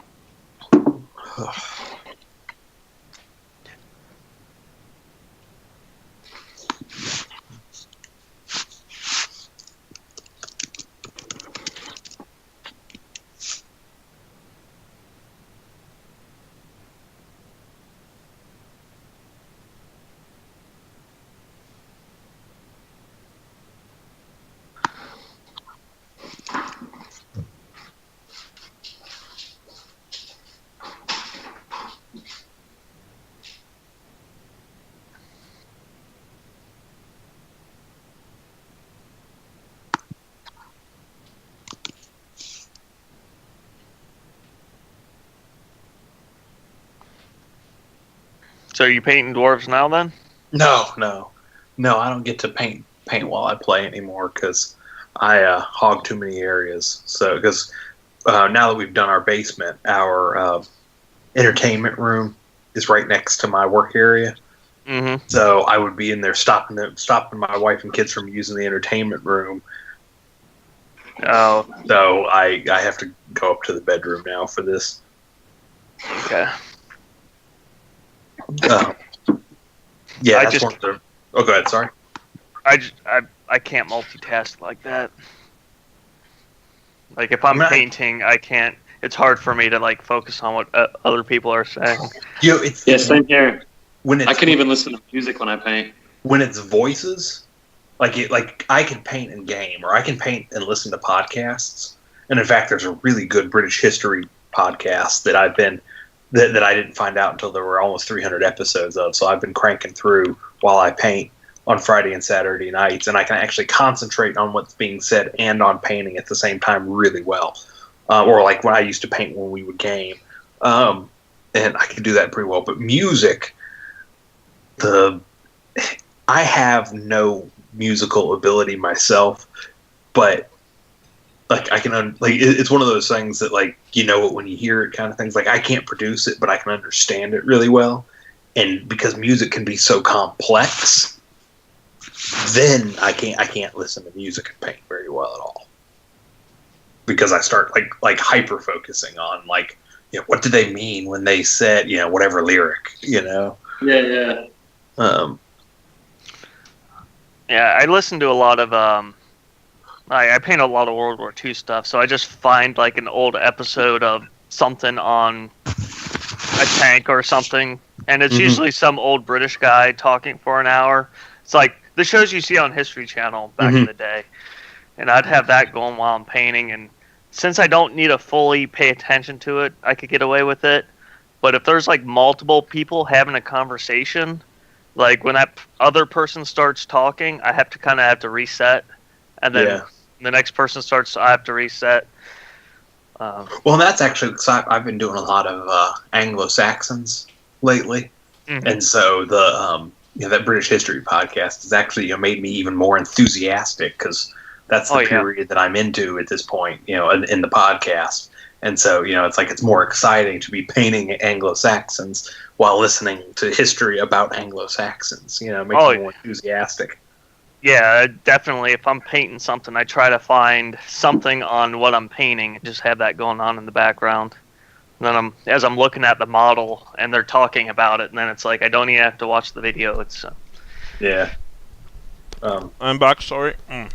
Oh, hey Brian, are you back into doing terrain as a side business? Yeah. Okay. I may talk to you again about those Imperial buildings. I don't know. I actually have the basic shape cut for the bunker. I just have to those. I totally have forgotten about that. I can't wait to see that. Yeah. Yeah, I've been cranking out a bunch of 10mm scale woods of late. I just finished 5. Is that Pardon me? Is that your Anglo? Is that your Anglo? No. That's actually for Epic, which is actually 8mm, and some 10mm English Civil War. I've got. I got 3mm World War II. So that's terrain's interesting with that. Yeah, well, and even my terrain is like the woods I've done is really probably actually better for 15mm, but with Epic it's not a big deal, because you're talking about these giant, these futuristic, worlds. So it's like, that's just a super dense forest. It's not a big deal. And for the 10mm stuff, it's like I said, it's a little bit big, but it's not so big that you're like, that just looks wrong, Yeah. True scale trees in 28mm are unplayable. Like they're too big, and it looks weird too. You know what I mean? Yeah.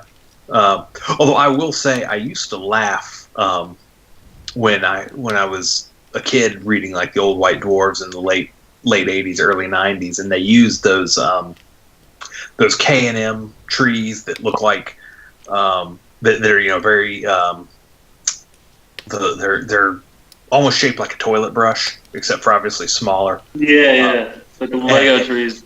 Yeah, and I laughed at them, and then they would always put them in these weird clusters that were just like 3 of them, and I kind of laughed and thought that was so weird, and that's totally unrealistic.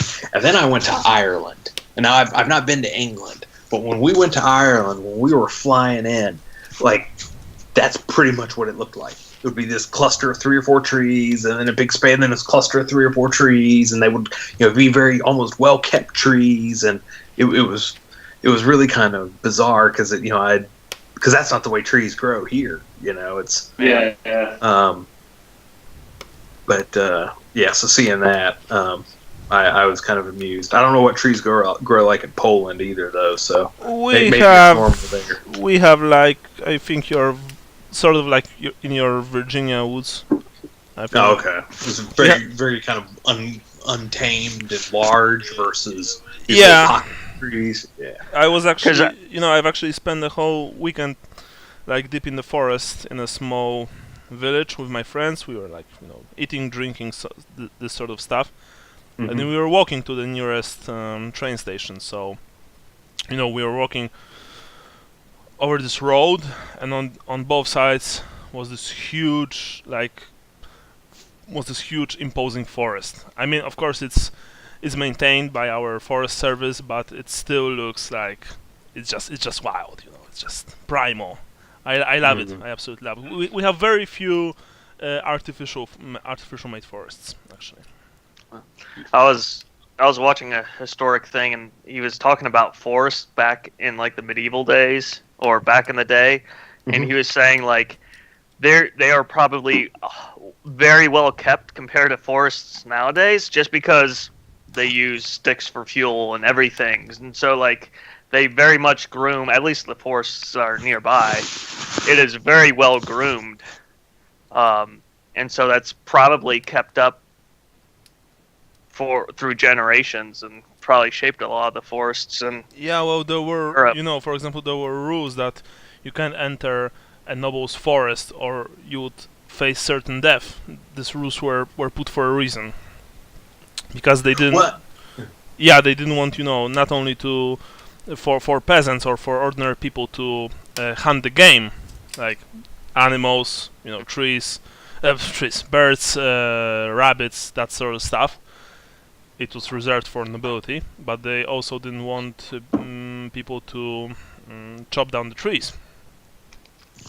Yeah. Andy, you were saying something? Well, I was going to say, I think that's actually chopping down the trees is exactly why, like at least in Ireland. But those little clumps of trees that I was said I was laughing about. Like I think that's why they exist there that way, because both Ireland and England are so small that they've been inhabited by even what we would consider to be modern civilization for near 2,000 years. Like they've used up. They need that space. They can't have these giant forests. Of course, yeah. That, we have in the U.S. and and even in continental Europe. It's been terraformed for 2,000 years, essentially. Yeah. Well, London was once a very small village. Indeed. Anyway, you've set your foot in Winkelmarkt. Now, Winkelmarkt is actually one of the larger wards in Marienburg, and from what you've gathered so far, it's home to the city's lower middle class. Much of its commerce. By the way, this thing Rika told you along the way. You didn't have to pay extra for it. Much of its commerce involves the boat building trade, but there's also apparently a thriving foodstuff trade. The district is known for its delicious sausages. Unfortunately, it's caught between the appalling wretchedness of the Dud Canal to the south and the declining ports of the Suidok. Winkelmarkt slides inexorably toward poverty as the war decays and the more successful types flee to the northern reaches of the city. Locals do their best to maintain their homes, but you can see the signs of decay everywhere. Rotting wood, missing shingles, and the growing mounds of rubbish filling the alleys. Okay. I'm going to make sure my purse is well concealed. I'm on alert. Yeah, my paranoia of this, Yeah, okay. Being that it's cold is probably helpful, because At least my purse is underneath several layers of clothing because it's wet winter. Yeah, it's rather cold, and you can see many people here. Well, actually, no, that's the thing. You don't see many people here, and that's the strange part. There are, as you are making your way through Winkelmarkt, you can see that there are parts of the ward that are, of course, habitated, filled with people, although rather poorly dressed and sometimes even looking obviously hungry. But there are also parts of this place which are deserted. There's no one on the streets, even on the bigger ones. Rika told you that Winkelmark shouldered much of the burden of housing the people of the Empire, and it created tensions between the entrenched Marienburgers and the frightened, penniless, and devastated refugees. Many of said refugees were actually forced to live in Dud Canal when their money ran out and the landlords, threw them out of their disheveled, rotting, like tenement houses, inns, ale houses, and so on. And normally, like I said, the Winkelmarkt is more crowded than anywhere else in Marienburg. Outside of the main thoroughfares, the streets are typically so cramped that not even wagons can navigate them. Buildings often share sidewalls, and many are built on top of older buildings, such that most structures have an almost ramshackle appearance, sagging into one another and leaning at uncomfortable angles. But what happened was that when Karl came and the crusade was formed, apparently, most of the Empire refugees, if not all of them, left almost overnight. They left behind their dashed hopes, and they've returned the crowded streets to the Marienburgers who never wanted them in the first place. Like I've said, as you set out, the streets are uncommonly empty, almost deserted in some areas, while in other places citizens struggle to repair buildings damaged by the zealous crowds. Even more startling, in a city where land is at such a premium, are the rows of abandoned houses stripped of furnishings. But you've also spotted that many unscrupulous locals, and probably sometimes even gangs, squat in these buildings, though several stand untouched. Probably still safer to getting in or squatting. So, speaking of that, The Busty Mermaid. Look for the Busty Mermaid.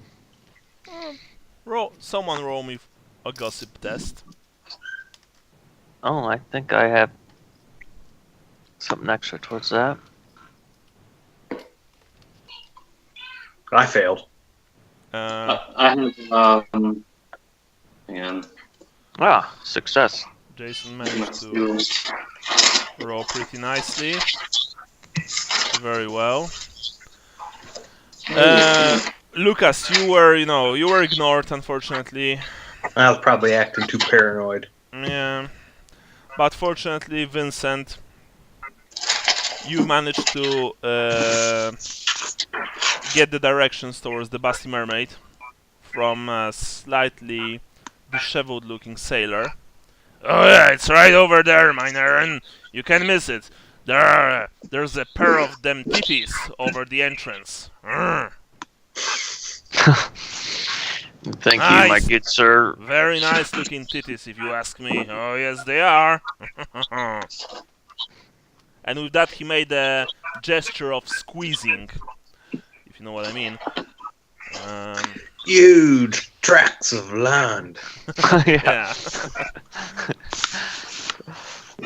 Anyway,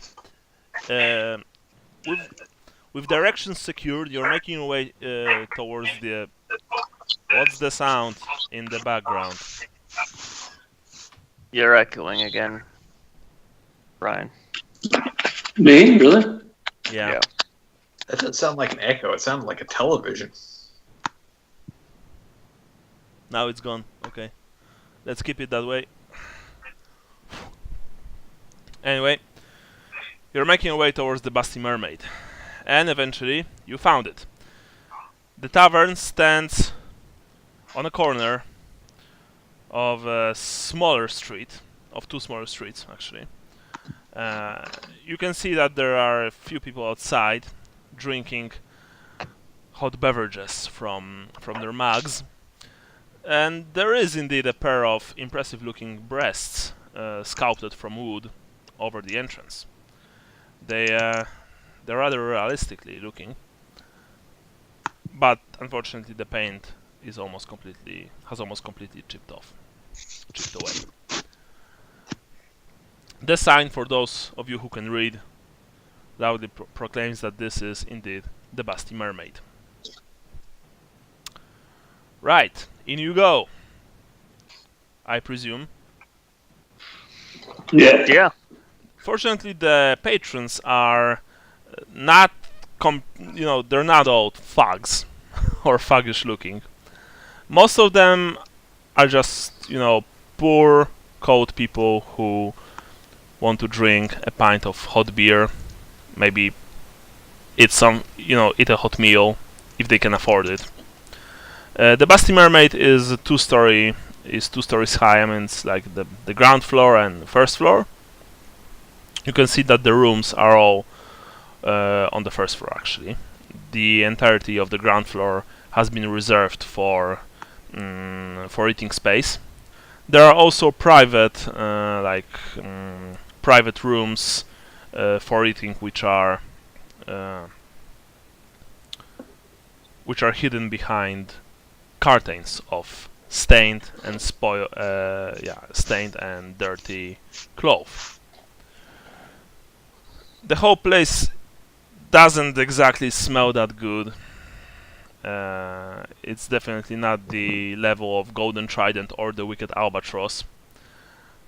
But at least the food here is warm.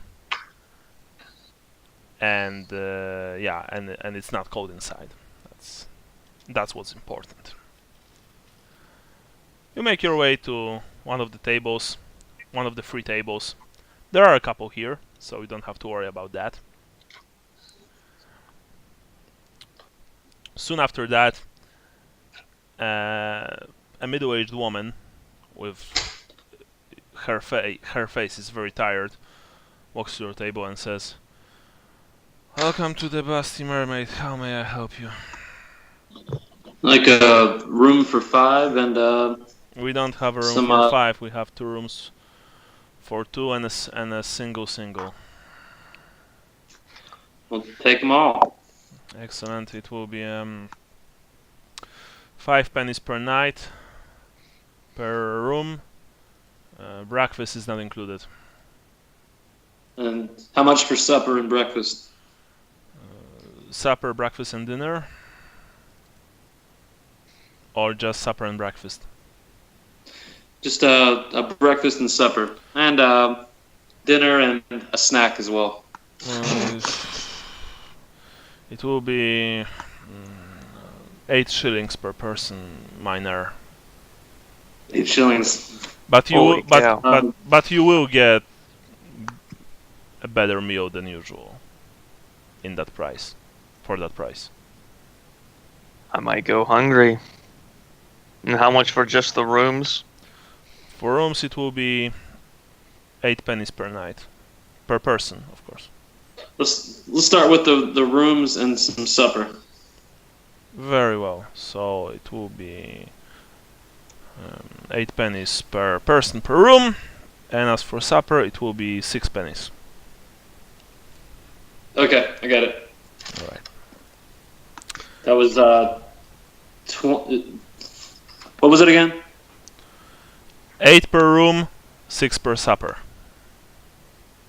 Okay, so 14 each. Apparently. Okay. Sally, you were given. I tell Sally thank you. Yeah.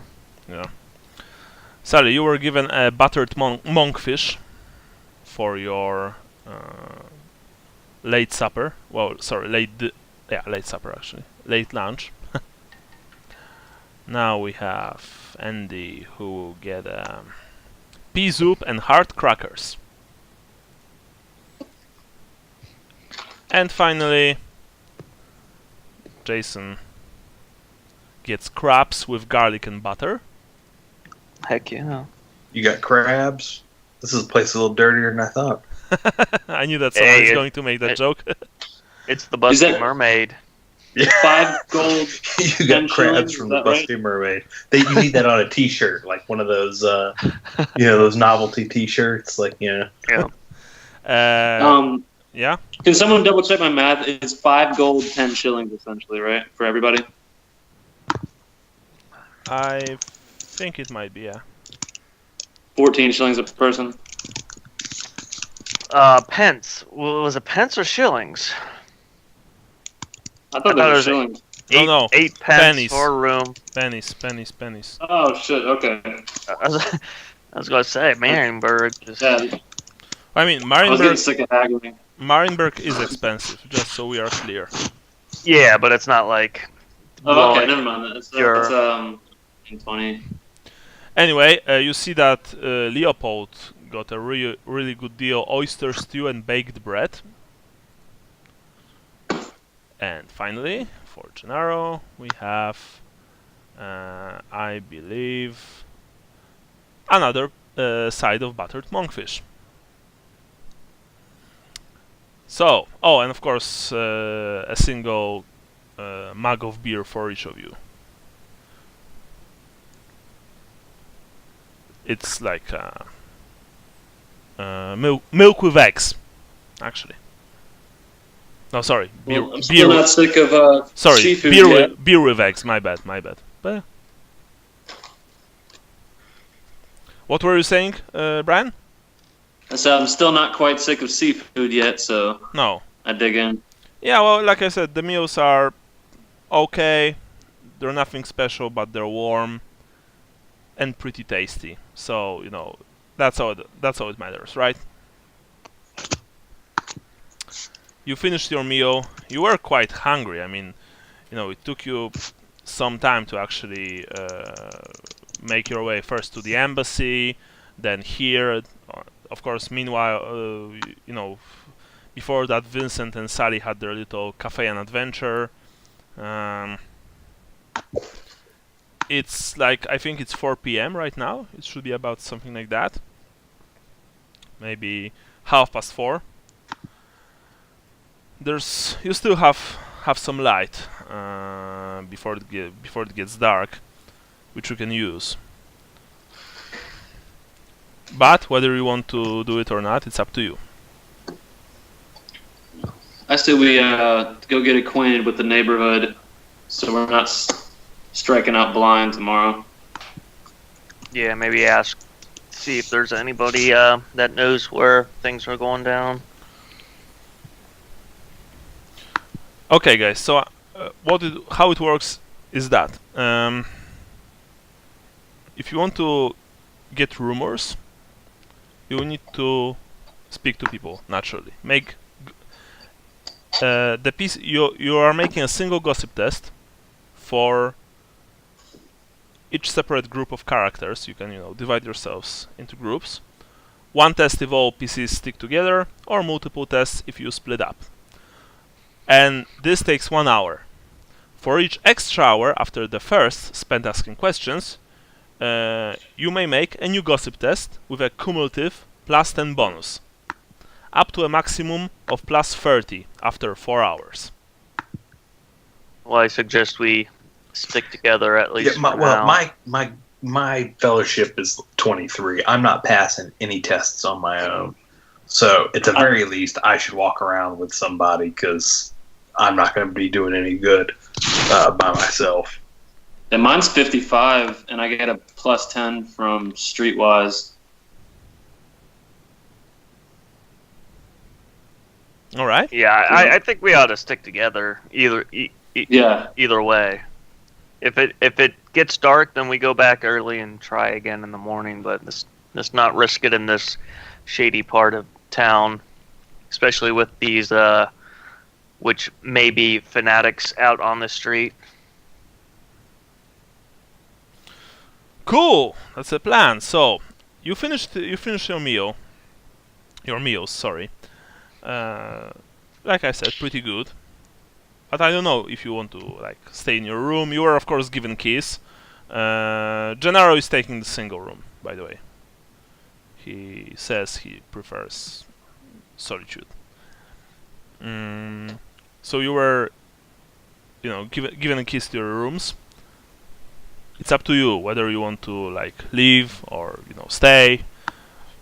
I don't know. You need to tell me. Well, let's head out. See what we can make out of these last few hours of light.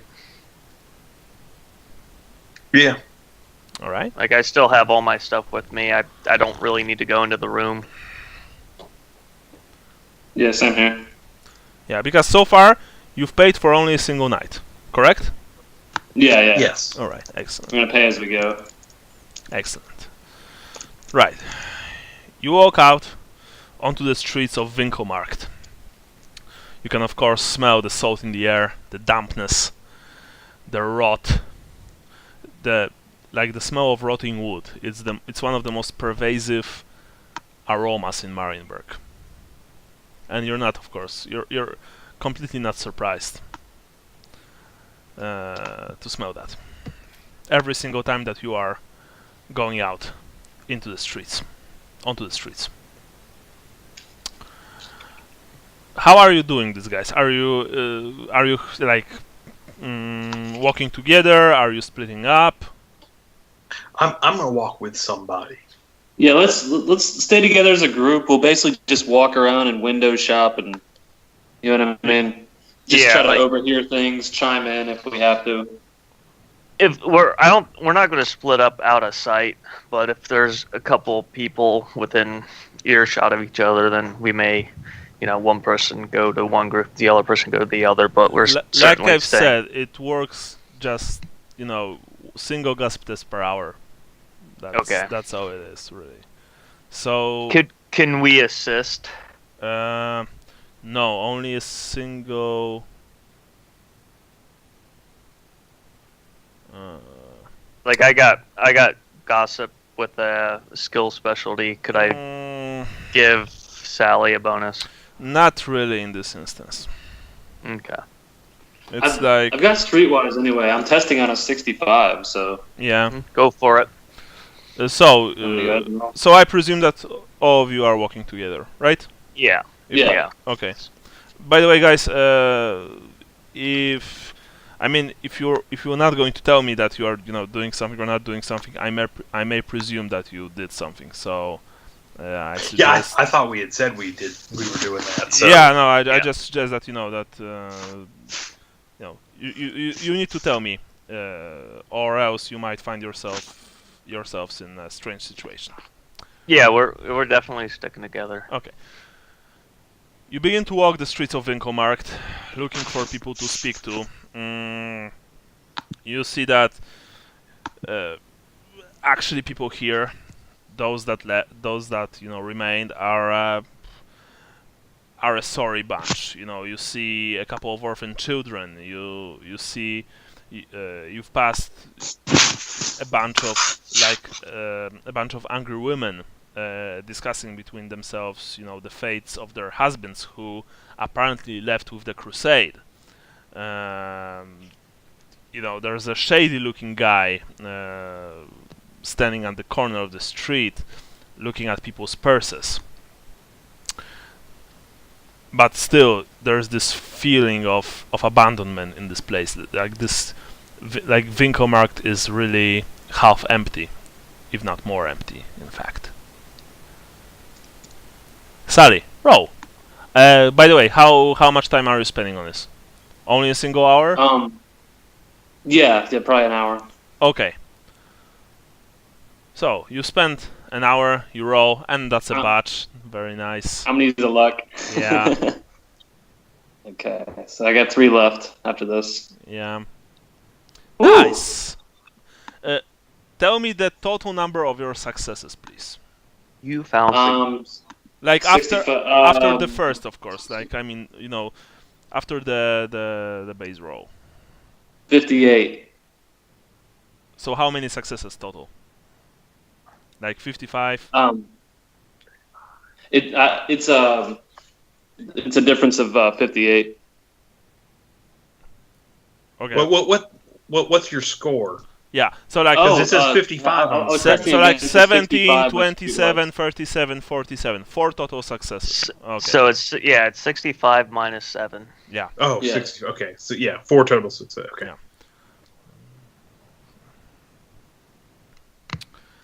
Yeah. You found a man. He was an older fellow, trying to, to shield himself from the cold by just standing in a side alley, wrapped in his filthy, ragged cloak. He drinks from a bottle which houses some foul liquid. You've asked him about, I presume, about the boy, about the crusade, the usual stuff. He says, "Well, the boy, you see, the boy let a diseased beggar hold his magic hammer, and the fellow was healed of his sickness. The Shalayan priestesses who raised the lad gave him that hammer as a gift from the daughter of Mercy herself. As long as the boy holds the hammer, no weapon can hurt him." Ha ha ha! He told you that. Where is this boy? Boy? He's still in Marienburg? No, sir, he left. He left with the crusade of his followers. He left to claim his throne as Sigmar Reborn.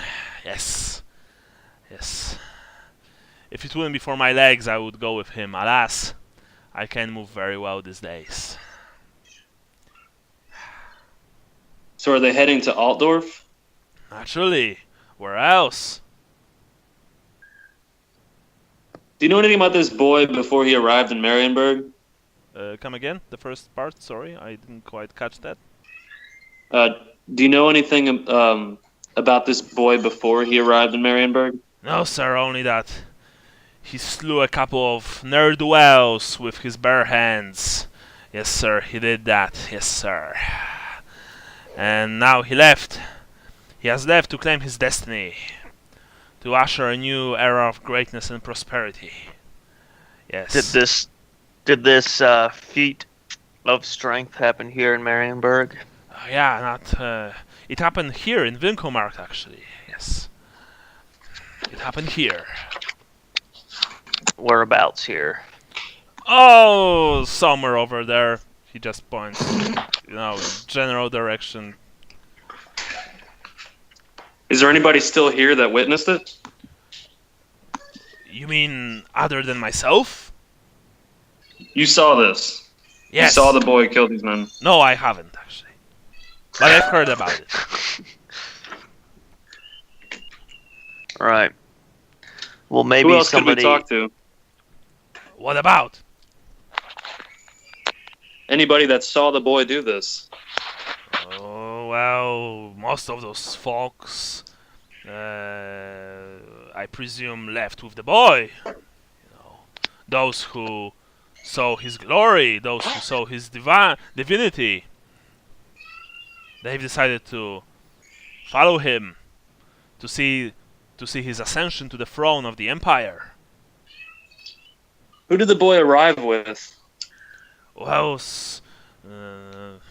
he was raised by the priestess of Shalaya, the goddess of mercy.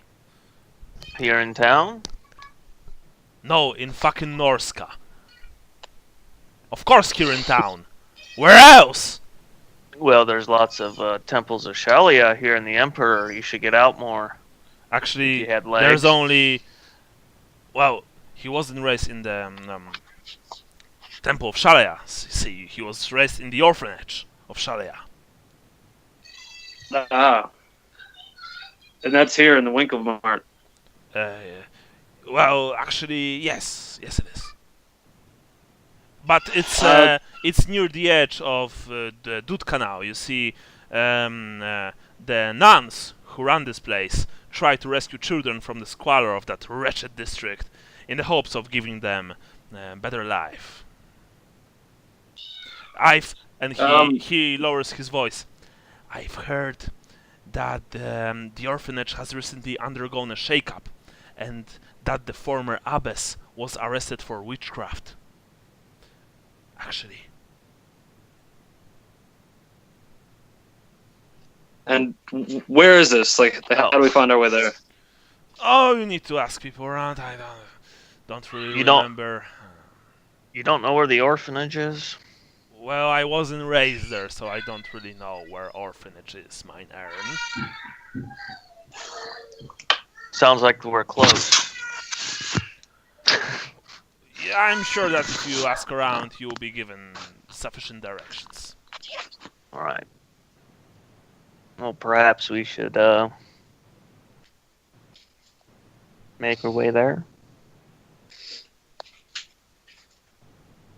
When did they leave for Altdorf? A couple of days ago. A couple of days ago. How long does it take? Do I have any idea of how long that might take? Lucas, do you have any idea how? I have an idea, but he's not from those parts of the Empire, so it would be a very hard test for him. You can try if you want. No, I don't think I would know. I mean, one, it's not like I have a map in hand. Two, I mean, even if I did, those maps aren't going to be to scale. So, unless I've done the trip, I probably wouldn't have any idea. Have we done the trip to Altdorf? No, we went around it. Okay. Yeah, I can't remember. We've been so many places at this point, I can't keep track.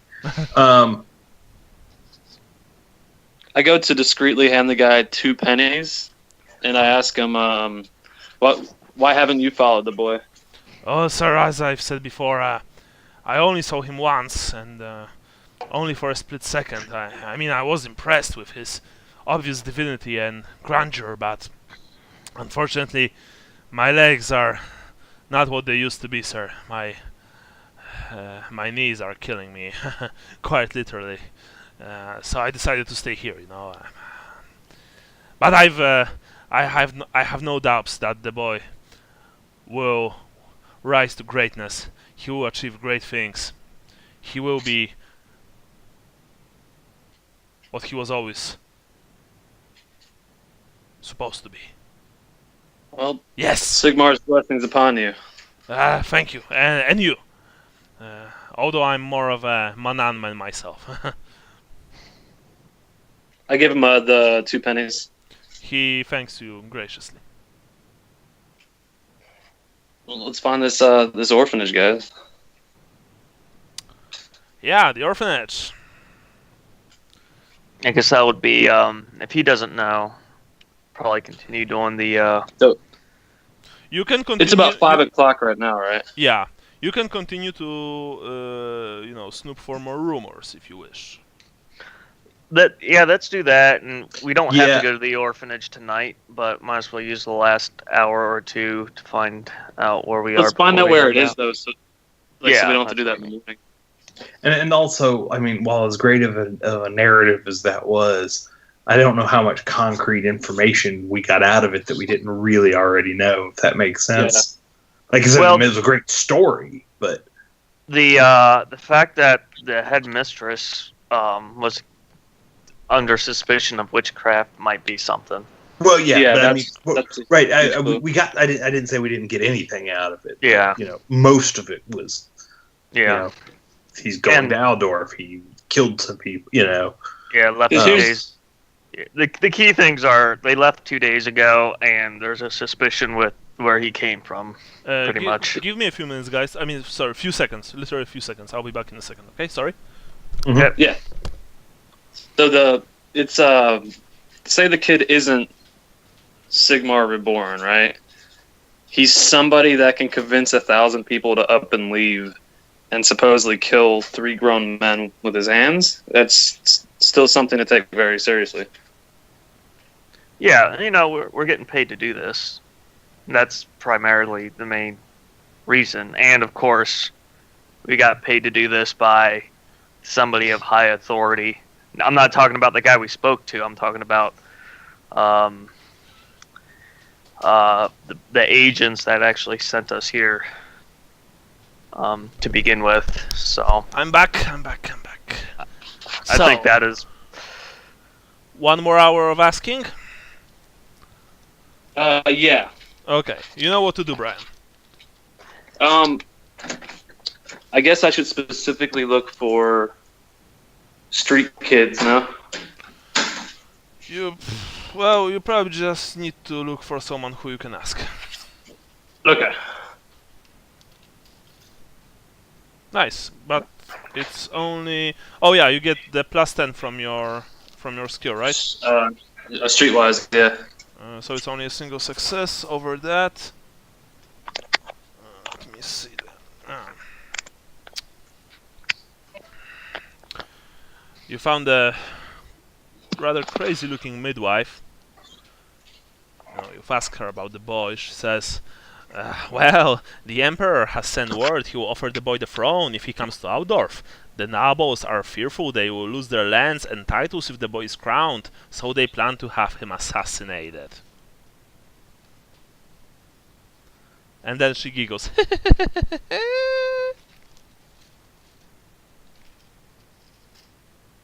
so. No word on the orphanage.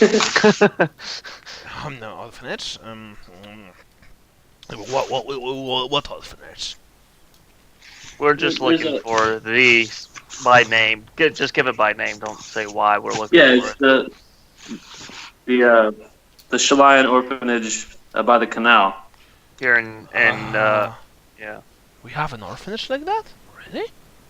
I have no idea. I had no idea. Anyway, I must go. Bye. And she left. No tip for you. Yeah, somebody at the inn may know as well. Yeah. Yeah, the sun sets earlier in the city, so. Yeah, you guys want to head back? How much light do we have left? Little. It's like 6 o'clock. Yeah, this place looks rough. Yeah. Yep. Andy, roll for navigation. You have a you have a big bonus, so don't worry. Oh, nice. And we turn around and we're here. Less than half an hour later, you're back at the Basti Mermaid. I asked Lucas where the hotel is, and he just points right behind me. Yeah. Thanks. So, you walk inside. There are much more people now, as it gets late. More people come inside to get a drink or two, eat the last hot meal of the day, enjoy some company. You can hear them talking quietly about life in Vunkomarkt. You can hear them talking quietly about those damn Imperials who left this place. Left it in a ruined state.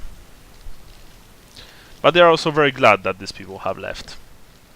Their homes are theirs once again. And they liked it that way. Good. You've paid for both dinner and supper? Or only for dinner? We only paid for one meal and the room. So you want to eat something, or just go straight to bed? I thought he ended up paying for 3 meals and a snack. No. That was just the room and 1 meal. Okay. Yeah. How much for another meal? Same, 6. 6. Okay, that's 30 pennies. Yeah, for all of you. Okay, Okay. I got it. This time we'll make it a bit easier. Only single row for all of you, I guess. 63. You were all given a rather large bowl of macaron soup with some bread and let's see, and a small glass of spiced wine. You've noticed that Gennaro is drinking very lightly, and he doesn't. I kind of raise my glass to him and nod, like, respectfully. He doesn't even look at you. Although, to be fair, he doesn't look at any of you. He's just, in his own thoughts, so to speak. So it's not like he doesn't care. I mean, Yeah. he probably doesn't care, but he's just in his own, probably not so happy world. I'm not going to make a big thing out of it. The meal is tasty enough. It has large pieces of fish inside, some vegetables, actually pretty good. And after that, you all feel that you could probably get some sleep. Yeah. Because let's face it, it was a tough day, even for Leopold and Lucas.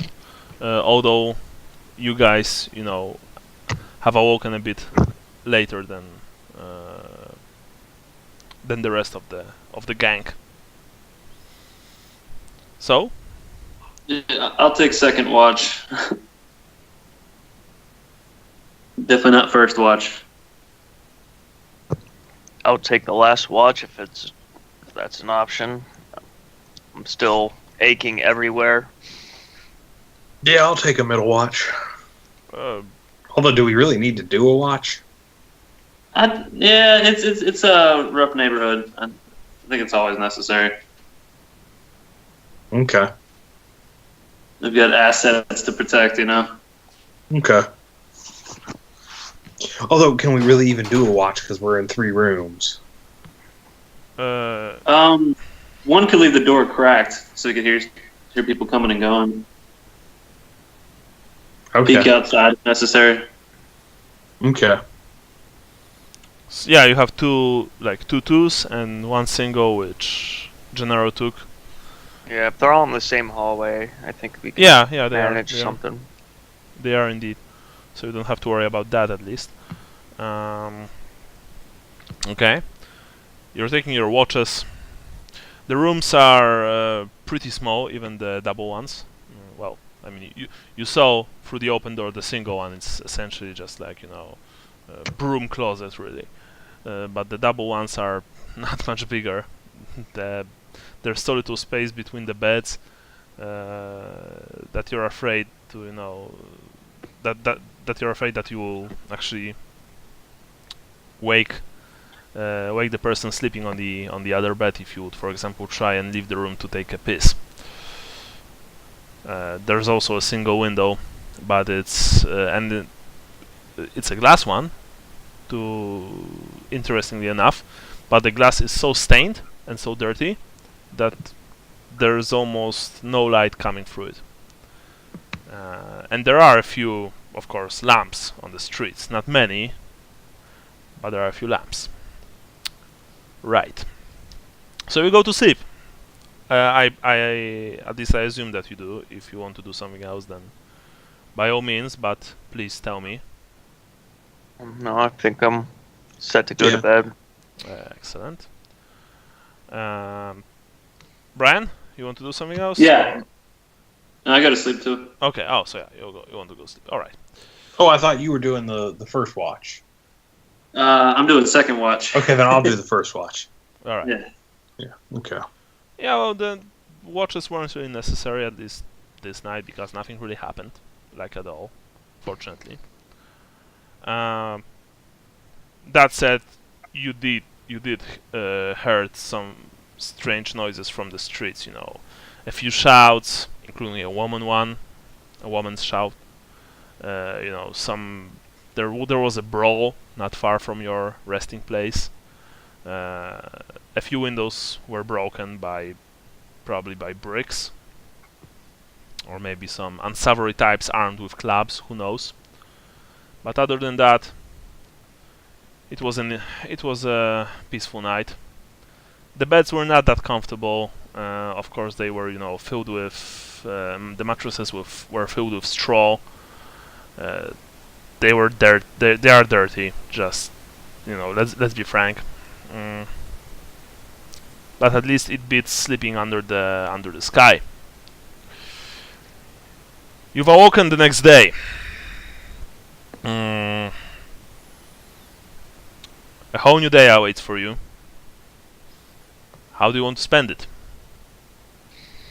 Eating well. Lounging around on the canal, getting some sun, and good one. I like that. Other than that, well, starting with breakfast. Yeah, and we can ask whoever's at the inn if they know of any orphanages. Roll for. You've asked for it, so you're going to roll it. Plus 10 gossip test. Okay. Several successes. Nice. How many? If you gave me a plus 10, it'd be 3 successes. Excellent. So, there's you've asked a few patrons about the orphanage. The Shalians maintain this orphanage, like I said, near the edge of the Dud Canal. Actually, right next to a canal. Right next to a canal. So it's rather hard to miss, especially since this building, as many belonging to Shalians, is white. Although you guess that probably in a place like this, it will be more of a dirty white than pristine white. You've also the man that you've spoken to also told you about the former abbess. She was arrested for witchcraft, but you were also given another morsel of info. She's still alive and hanging in a cage out front of the old temple of Sigmar in the district of Tempelvik. Yeah, that was going to be my next thing I ask, is if there's any kind of law enforcement to find out what she was arrested for, but I guess that's just as good. He told you that, from what I've heard, sir, she was arrested for being a witch. Yep, that's what we heard as well. Excellent. Isn't it? So yeah, do you know... of course it is. She was a witch, so she was arrested. What are you, some kind of a witch lover? No, I said it was excellent. Sir. I was just joking. I know you're not. Speaking of which, who Witch? Where? Speaking of witches, who would be the enforcers that pursue that kind of case? Is that a Black Hats, sir. Black Hats are the law in Marienburg. All right, wasn't sure if you had any special groups of people to deal with such foul beasts. He looks at you, with an ironic look. Like you're witch hunters, eh? This is Marienburg. Yeah. We don't need those sort of scum here. I mean, we still have them, of course, but they're more like contractors, you could say, freelancers, and not some Sigmar loonies. Has the abbess already stood? Sorry. And not some Sigmar-obsessed loonies. Ha! Leopold bristled at that, of course, but he didn't said anything. Most of the best help comes from the coin. Of course, yes. Yes. You were saying, Halfling? Has the abbess already stood trial? Is she being held somewhere? She's a witch, Sally. Yes, of course. And since she's a witch, she's left for dead in the cage. She's not going to survive much longer. She's probably dressed like one. How much more evidence do you need? I hate witches. I have to go see this. Where is she? I've said that. At the Temple of Sigmar. Yes. Thank you. Haha. Haha. Dirty witch. Yes. Yeah. Although he looks at you, with a suspicious glance. It's like sometimes we have to repeat things for Sally. He can't always reach the answers the first time. Oh, because he's too short. Yeah. Sorry.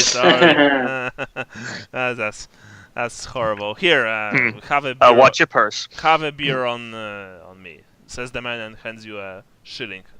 Penny, Sally. Oh. I don't need it. I'm good. Ah. You hold on to that. So at Thank you, least though. let me buy you a beer for that horrible joke that I've just said. Why not? Thanks. And he bought you, the cheapest beer possible, of course, for a single penny. But it's not that bad, honestly. You've drunk worse. After that, you are given directions to the orphanage. You were also given, some more info about the former abbess of this place. Mm-hmm. Apparently, she's still alive. Emphasis on still. Yeah. So my question is, where do you want to go first? I say we should probably go to the witch first, just because you don't know how long she's going to be hanging around. So.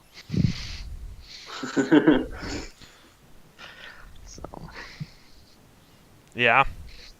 What about Lucas? What does he think? I'm quite honestly following along at this point. I hate to say it. I know it's not doing a whole lot of role playing at this point, but it's we need to go talk to the witch / headmistress of the orphanage. I apologize. Having a little brain fart on some basic English language. But if there's something else we need to do before that, I'm fine doing that too. Yeah, I'm just wondering if if the witch was arrested recently, she may be put to the sword before too long. So I just kind of figured. Do we have any kind of documentation that says that this is what we're doing? That might get us into a jail cell with an accused witch? No, you don't. We're supposed to be discreet. That's what I was afraid of. Okay. Unfortunately not. Although you are paid very well for your job, you know that the price that this guy gave you is exceptionally well for essentially only gathering info. So yeah.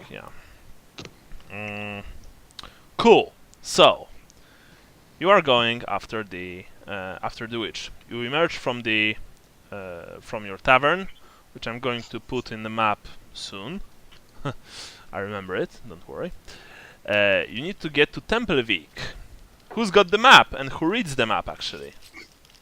I think Lucas probably still has it. Remember that Lucas has the map, but someone needs to tell him where the places are because he can't read. Oh. Well, I can read, so I can point the. Yeah, so you can see the strange shapes. Yeah, so you can see the Tempelvik district. It's to the far west of Marienburg. It's actually the westernmost district of the city. Not far from its walls, actually, from its western walls. Lucas, you don't need to roll to know that this trip would take some time if you go over land. But perhaps you could speed it up a bit if you would, for example, hire a boat. Yeah, I think that's what we need to do, especially because, as Vincent pointed out, kind of time is potentially of the essence. We don't want to walk there and see them just now lighting the fires. Yeah. You can all roll for Common Knowledge Empire, actually. It will probably help a bit.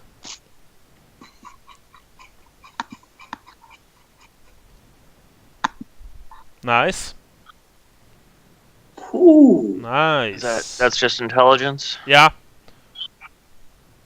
Okay, nice. I'm going to roll for Leopold. Oh, he also rolled nice. And Gennaro. Alright, those who passed, you know that what happened to this woman the fact that she's hanging from a cage, this is her method of execution. Essentially, sometimes witches are not burnt, at the stake by witch hunters or overzealous priests. Sometimes, and that's a much that's much more horrible fate. They are left to die of starvation and lack of water in very small cages.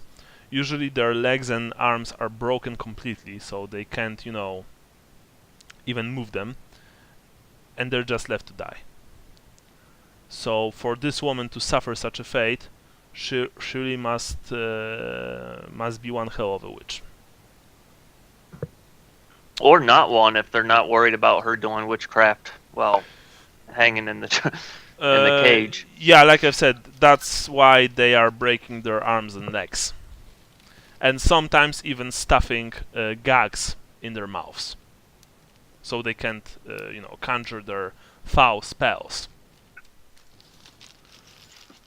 Excellent. So, how are you planning to go there? Either by land or by canal? Let's take a boat again. Yeah. All right. You make your way to the nearest shore through the sometimes empty streets of Winkelmarkt, and sometimes populated with people. It's actually a really strange feeling that you have. That one moment you are walking essentially through a deserted side alley, and then you come out to a small square filled with people who are selling and buying stuff from street vendors. Eventually, you've reached the canal between between Winkelmarkt and Suidock. As before, there are many men who are offering their services as water taxis, essentially. The prices here, the cheapest one is 5 pennies per person. The most expensive one is 2 shillings per person. You can choose which one you want, of course. Is there something like splitting the difference? Yeah, there's a single shilling. There are 8 pennies. Make sure we get all the details before we pay this guy. Yeah, I guess I'll talk to somebody offering a shilling per person. Okay, so roll me a gossip test. That's the test. It's plus 10. Of course. Yeah. There we go. Nice. You found a person That's who's yeah. willing to get you there for a shilling actually. A young man who owns a simple fishing boat, but it looks sturdy enough. He offers his terms. He also says that if you are willing to pay him 3 shillings per person, he'll be your guide and your driver for a whole day. His name is Mix, and he can always be found here, at this very place. 2 shillings per person now, 1 shilling per person at the end of the day. So you are willing to hire me as your driver, right? I think that's as your ferryman. fair. Excellent. Yeah. Please get on my boat, and of course be very careful. The waters today are quite treacherous. Okay, I want to let somebody else get on and hand them over my my handgun so I can use both hands to get onto the boat. Mix? Taking extra care. Mix is No, I'm not handing him. If Sally gets on first, I'm gonna hand him my stuff so I can use both hands to get on the boat. No, what I wanted to say was that Mix is actually rowing by himself and steering by himself. So you all can just enjoy the trip. Though by enjoy the trip I mean sit in an overcrowded boat trying not to fall outside. The waters here are dirty, filled with algae and refuse. But nonetheless, Mix is a very capable and skilled ferryman, and in less than an hour, he has managed to bring you to the shores of the Tempelvik district. Now,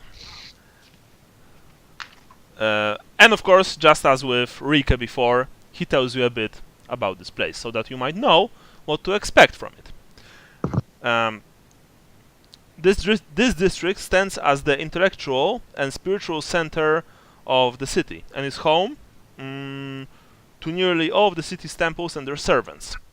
Tempelvik stands in stark contrast to the Winkelmark in that it is remarkably cleaner and also far busier than the Winkelmarkt. Reaching the temple...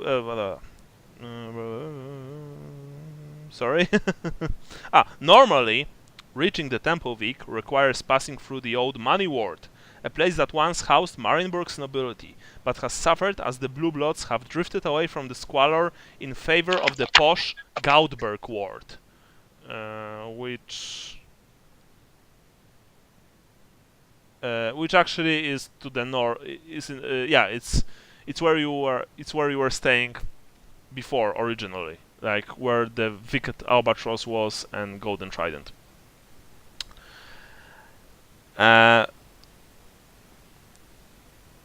You've made. As you are swimming there, well, as Mix is taking you there, you can see that the streets are cluttered. You can see that once fine estates, are like have their paint peeling off. And there are also watchful stares of spinsters and drunk lords following you. These men have fallen on hard times, obviously, and they are not taking it that well. But ultimately, you come upon the breathtaking and wondrous Tempelvik. Three structures dominate the temple district: the Cathedral of Manan, the Temple of Hendrik, and the College of Navigation and Sea Magics. All three buildings tower over the crowded streets, symbolizing, in their way, great wealth, success, and influence in the city. The Cathedral of Manan is notable for its great golden spires and is easily the finest structure in the city, and for the cult of Manan, the world. With its white limestone walls and three bell towers sheeted in gold forming Manan's great trident, it is a testimony to the cult's power in the city. You've learned that the doors are open almost all the time, closed only during the worst of storms, and those who visit the interior find its cavernous chambers every bit as impressive as its exterior. The Temple of Hendrik is nearly the equal of Manan's cathedral, even though Hendrik's cult is quite small in the old world. However, given Marienburg's place as a commercial center, the Hendrik cult has managed to carve out a place for itself. Its members have elevated themselves to figures of great importance to the city's merchants and people. Gaudy in its gilt and overly wrought exterior, one can't help but be taken aback by the temple's excess. Part of its funding comes from the fact that the temple is also Marienburg's preeminent banking institution, and the wealthiest merchants and nobles all do their business here. And finally, the College of Navigation and Sea Magics stand at the end of the Tempelvik. As Marienburg's premier university, this college rivals the University of Naun and the academies of Altdorf in terms of faculties and curriculum. Curriculum? Anyone knows? Curriculum. Thank you. In fact, there is no better place in the world to learn the principles of navigation. Aside from nautical studies, the college also offers courses in the arts, history, sciences, and other mundane subjects. The college also has an extensive department specializing in training magicians. That's what, essentially that's what Mix told you, so that you know what you're getting yourselves into. As he dropped you off at the shore of the Tempelvik, which even has like much more, slightly more cleaner air, so to speak. There's the smell of rotting wood is not as oppressive here as it was in Winkelmarkt, for example. He tells you that he'll stay here till the night, waiting for you.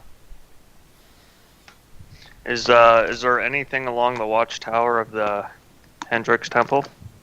What do you mean? Did I just catch that? Did you say Yes, you did. Hendrix Temple? Yes, you did. Oh, that's a good joke. I didn't catch that. I didn't get it. Jimi Hendrix is one of his most famous songs is a cover of Bob Dylan's All Along the Watchtower. On the watchtower, yeah. Seemed appropriate. What were the words? Princess said their view. Prince's, yeah. No, you actually there's actually nothing along the watchtower, but that was pretty good. The Temple of Hendrik is not as tall as the Temple of Menan, as the Cathedral of Menan, but you can spot it from where you were sailing towards Tempelvik.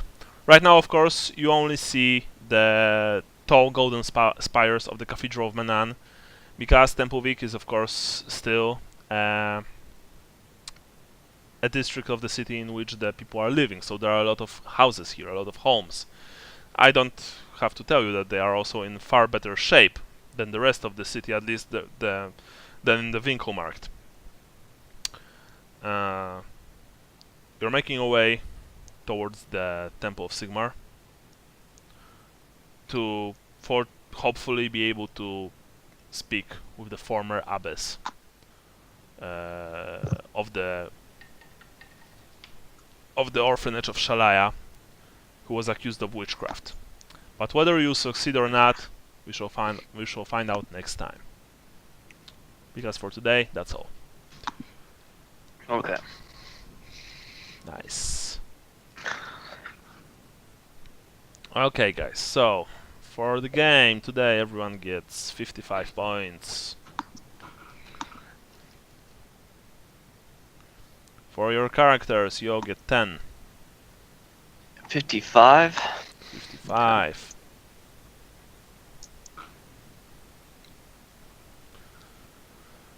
For your places of birth, Brian. What about your place of birth, Tylea or Demut?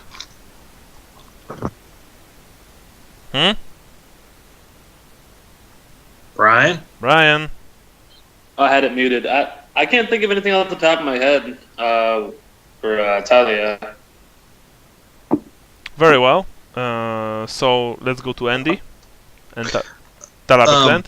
Nothing. In fact, I'm probably going to get a big fat 0 on almost all the role playing today. Yeah, sure. I understand. It happens. Yeah, I mean, I can make one argument for Doom, and that's it. So, but for the rest of them, it's definitely a 0. There's nothing. Okay. So let's go to Jason. Jason? I don't think I have a good example of birth location. Okay. So let's now go to religion. Brian. Religion, I was kind of questioning my faith with the kid. Okay. But how does it, factor into religion? Run out. I mean, I'm very interested in that. I'm a follower of Sigmar. I have a charm. Oh yeah, you were saying something. Okay, I can give you 5 points for that. I think it was there. I'll give you that. Andrew. Yeah, again, nothing. All right, Jason. Well, Andrew, you kind of scoffed when I made a comment about Marienburg being blessed, so I don't know if that's... I did? Yeah, you rolled your eyes. Oh! Yeah, So- no, that was more of a... No, that wasn't religious. I think that Okay. was about your rather dry joke, right? Yeah, Yeah. yeah. Okay. Yeah. So after that we have Jason, and what about you? Servant Kind of of More. the same. Yeah, nothing. I was a little short. If the session was going to go a little longer, I would have had something to do with bringing up the temple since we're here. But Yeah. that'll come up next time. Okay. So that's that. Very well. Let's go to star signs. Brian. Righteous, fearless, merciful. I think I was like sad to see Gennaro acting the way he is, but I understand if he needs to like, be angry at me in order to get over it, then so be it. Okay. So I'm just kind of being understanding of the situation, I guess. Very well. Yeah. So righteous, fearless, merciful. Well, I would merciful part, I sooner guess. give you 5 points for you giving more money to people along the way, because I think that's more of this star sign being actually role played, because you weren't really merciful to Gennaro or righteous and fearless, right? He just I think I was righteous kind of because I feel like I did right by him in Talabheim, and he thinks that because we didn't directly go there and kick the doors in that we let him down. But I don't know. I don't really. I mean, I hate to argue against one of my, co-players getting extra XP, but that doesn't really seem like righteousness to me. it's self-righteous. yeah, but that's not the same thing. Yeah. We've talked about that, Brian, and out of the game, you really don't have a good argument against All right. Yeah. against the fact you did leave the guy behind. So Sorry. That said, you gave the old man a couple of pennies. You gave, I think you were paying, other people, I think, money as well. So I'll give you 5 points for that. Jason, what about your star sign? Gungren's Baldric, militant profession of arms. I don't think there's anything that happened today that would constitute any points. Right. So let's go to. I actually, Yeah. star sign. When I went back and looked at my star sign, it's been so long. It's sensible, intuitive, and lucky. I think this is one of the where I can argue the sensibility in that it being kind of just going with the flow is kind of the sensible thing to do, but as well as the intuitive, just kind of when Gennaro first sat down and kind of rude, and I get kind of the cocked eyebrow look, but then it just kind of purposely kind of just back to. I guess I didn't really say I was purposely doing it, but I was kind of purposely not involving myself with him because he honestly seems like he's kind of an asshole right now. So, all right, that's a good argument. 5 points, sure. I like it when you guys think about why you should be given points, because that way I see that you care. So yeah, sure, Andy, 5 points. yeah, it's been so long since we've done this that I completely had forgotten what my star sign was. So. Yeah, well, it happens. Life gets in the way, so on. Okay, so let's go to dooms. Brian, what about your doom? The blind maiden shall weigh thy soul. When I was arguing with Gennaro, I said I owe Lucina for what I've done to one of her sons. Okay. Nice. Is Lucina like goddess of... She's the patron goddess of Lucini. Yeah, but is she blind? No, but she's a maiden, I guess. Is like that's what I meant by that. Yeah, I know, but is she like a goddess of... No, I don't think she's blind. Okay, I mean that was pretty nice. I can give you 5 points for that. Okay. Yeah. So now let's go to Andrew. It is the sword shall bring no justice, only suffering. I definitely was in a very investigative mode, which is not using the sword. So avoiding the combat style solutions to problems. Things like looking see if we had any paperwork to see the witch, as opposed to busting the door in or breaking her out or anything like that. That kind of stuff. Nice. Let's give you 10 for that. I like your arguments. 10 it is. So now let's go to Jason. Okay, so I switched up my Doom to The Darkest Rot Shall Eat Thy From Within, which actually isn't too far off from The Tiniest of Tal's Children Will Feast Upon Thy Gut. But I guess Vincent's concerned about his concern with taking the boat, with the issue of water and the cold and catching a plague or a sickness from traveling that way. All right, nice. That's about all I have for that one. Okay, you were actually role playing that a couple of times. You should be given 10 points for that. Brian, also 5 points for your halfling. I see that you are trying your best. Nice. So that's it, guys. Count your points. 85. Okay.